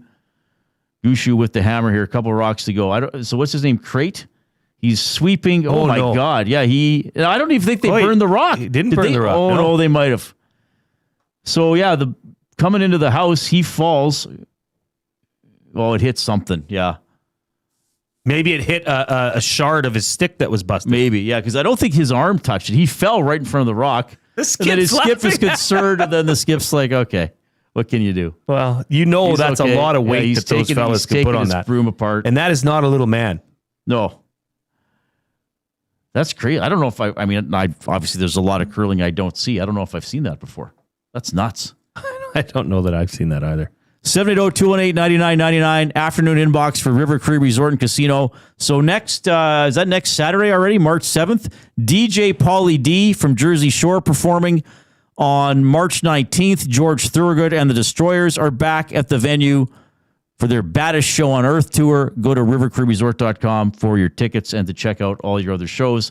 They're coming out here to take care of the ice because I think they've got a big sweeper out for a little bit of ice maintenance because, I think that broom would have left some shards. All right. So we'll keep an eye on that one for you. It's 5:42. Here's the coup. We got words of the day still ahead.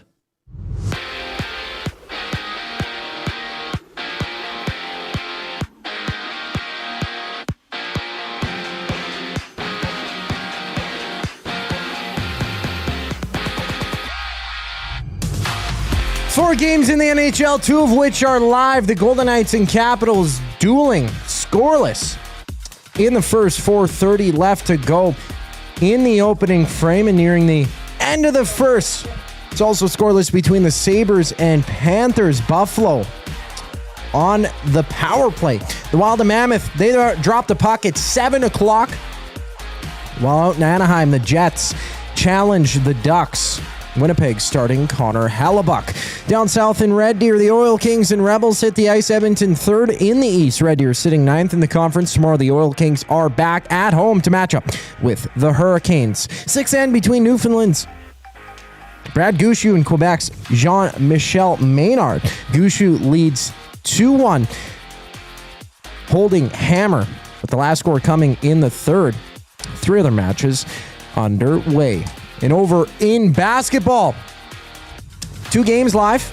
End of the first. Cavaliers up 35-27 on the Pistons, and the Knicks and Celtics are dead even at 2 aside early on in the game. The final segment of the Reid Wilkins Show brings us back. Following the break, I'm Zachary Kubish, keeping you up to date.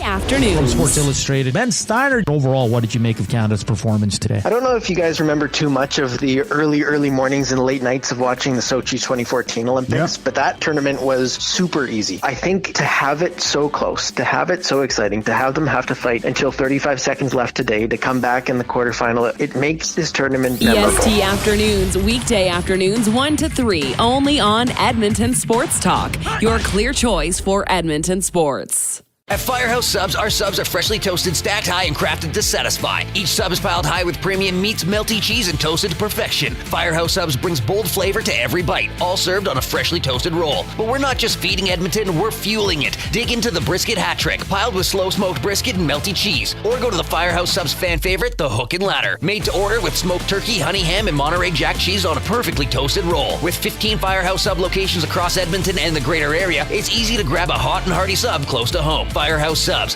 Hot, hearty, made to satisfy. River Cree Resort and Casino and K97 present the baddest show on earth.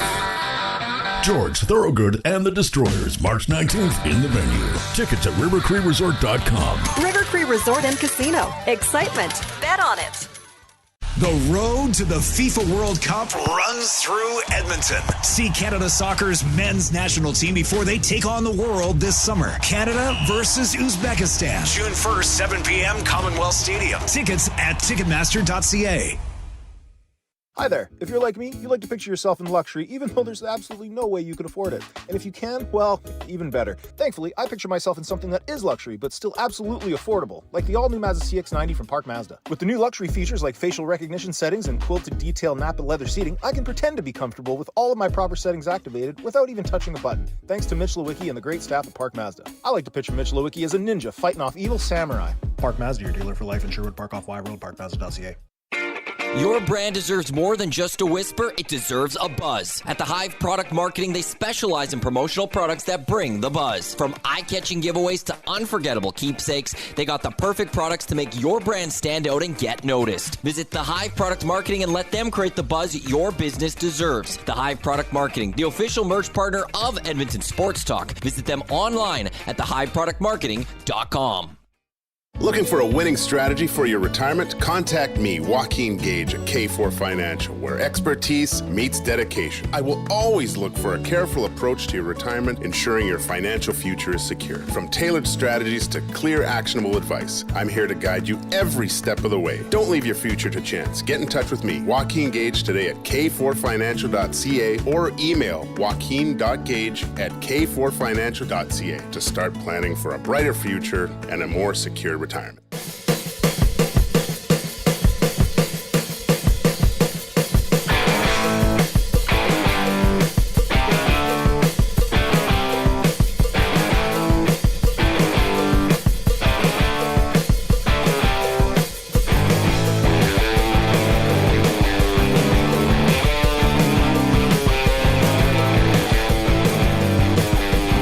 All right, thanks a lot for joining us this afternoon.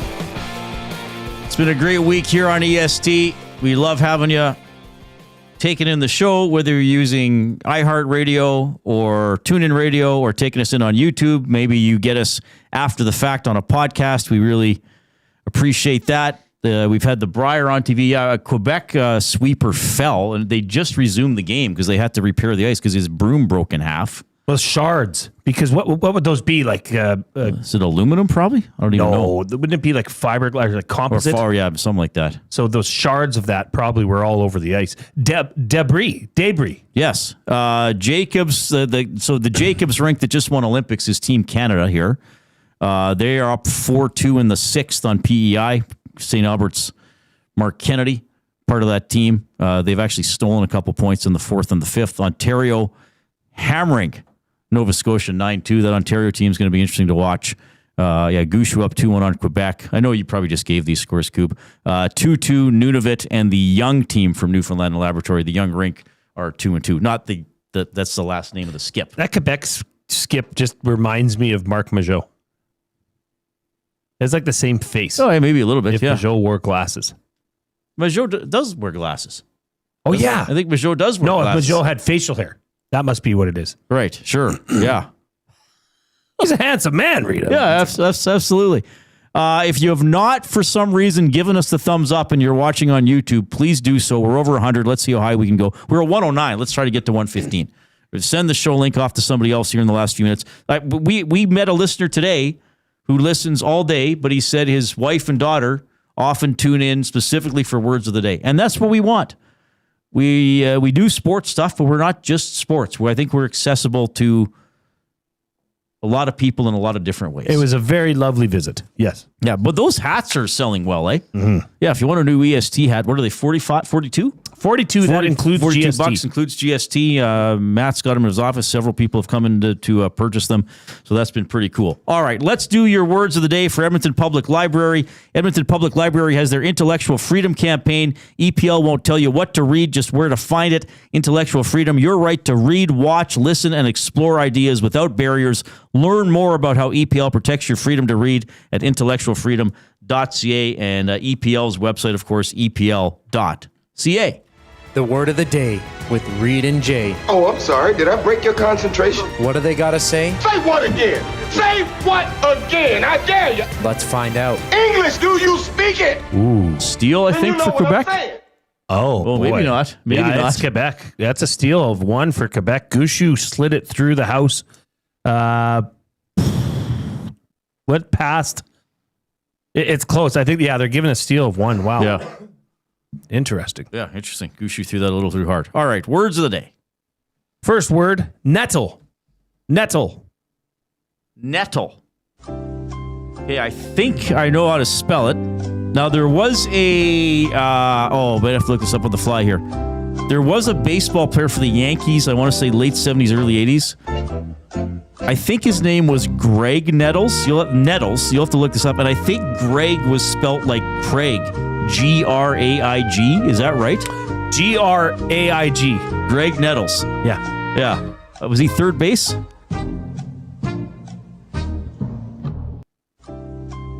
But his parents decided to spell it like Craig. Third baseman, yeah. 22-year baseball career. Oh, he played that long. All right. He played for the Expos. Oh, did he? I don't remember that. Yeah. Okay. Before or after the Yankees? Minnesota, Cleveland, New York Yankees, San Diego Padres, Atlanta Braves, and Montreal Expos. So like in the late 80s? I guess. Nettle. Nettle. Nettle. And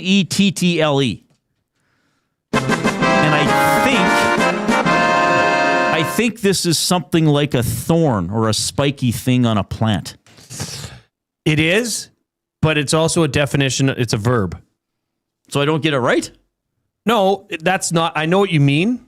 Like a stinging nettle. Yes. But that's not the definition here. But if that's the definition, that's the definition. It's not here. It's not. But is that one of the definitions or not? It's not one of the, it's not one of the, see, a stinging nettle is a plant. Yes, you're right, Reid.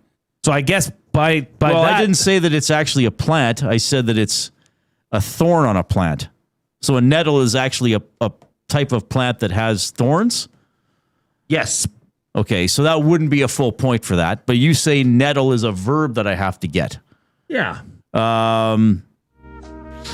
Like oftentimes you like to nettle Matthew Awanek. Is this to cajole, to lovingly, verbally poke and prod, to mock, to ridicule, to irritate? To nettle someone is to make them angry or annoyed. Okay.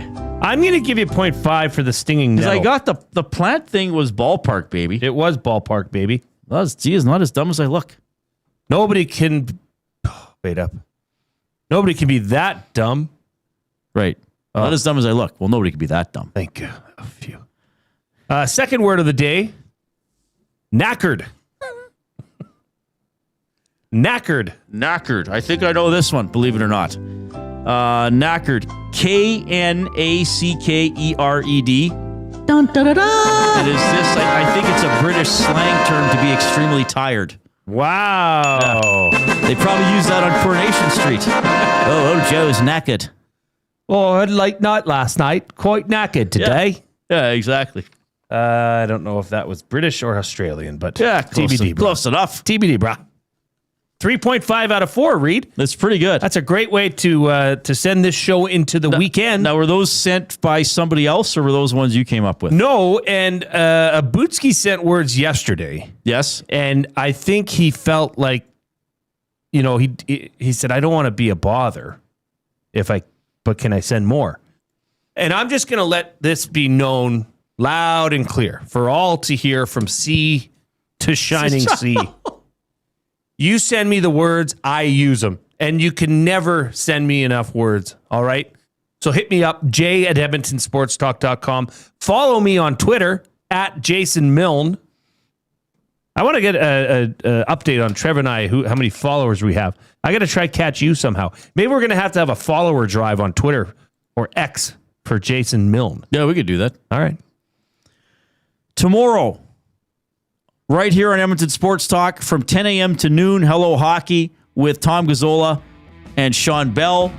At 1 o'clock, Tom is live from Westgate BP by West Edmonton Mall for the GCL Diesel Oil Stream pregame show leading into the Oilers and Sharks at 2 o'clock. He's on right after the game for the GCL Diesel Oil Stream postgame show. Can the Oilers go 2 out of 3 on this road trip?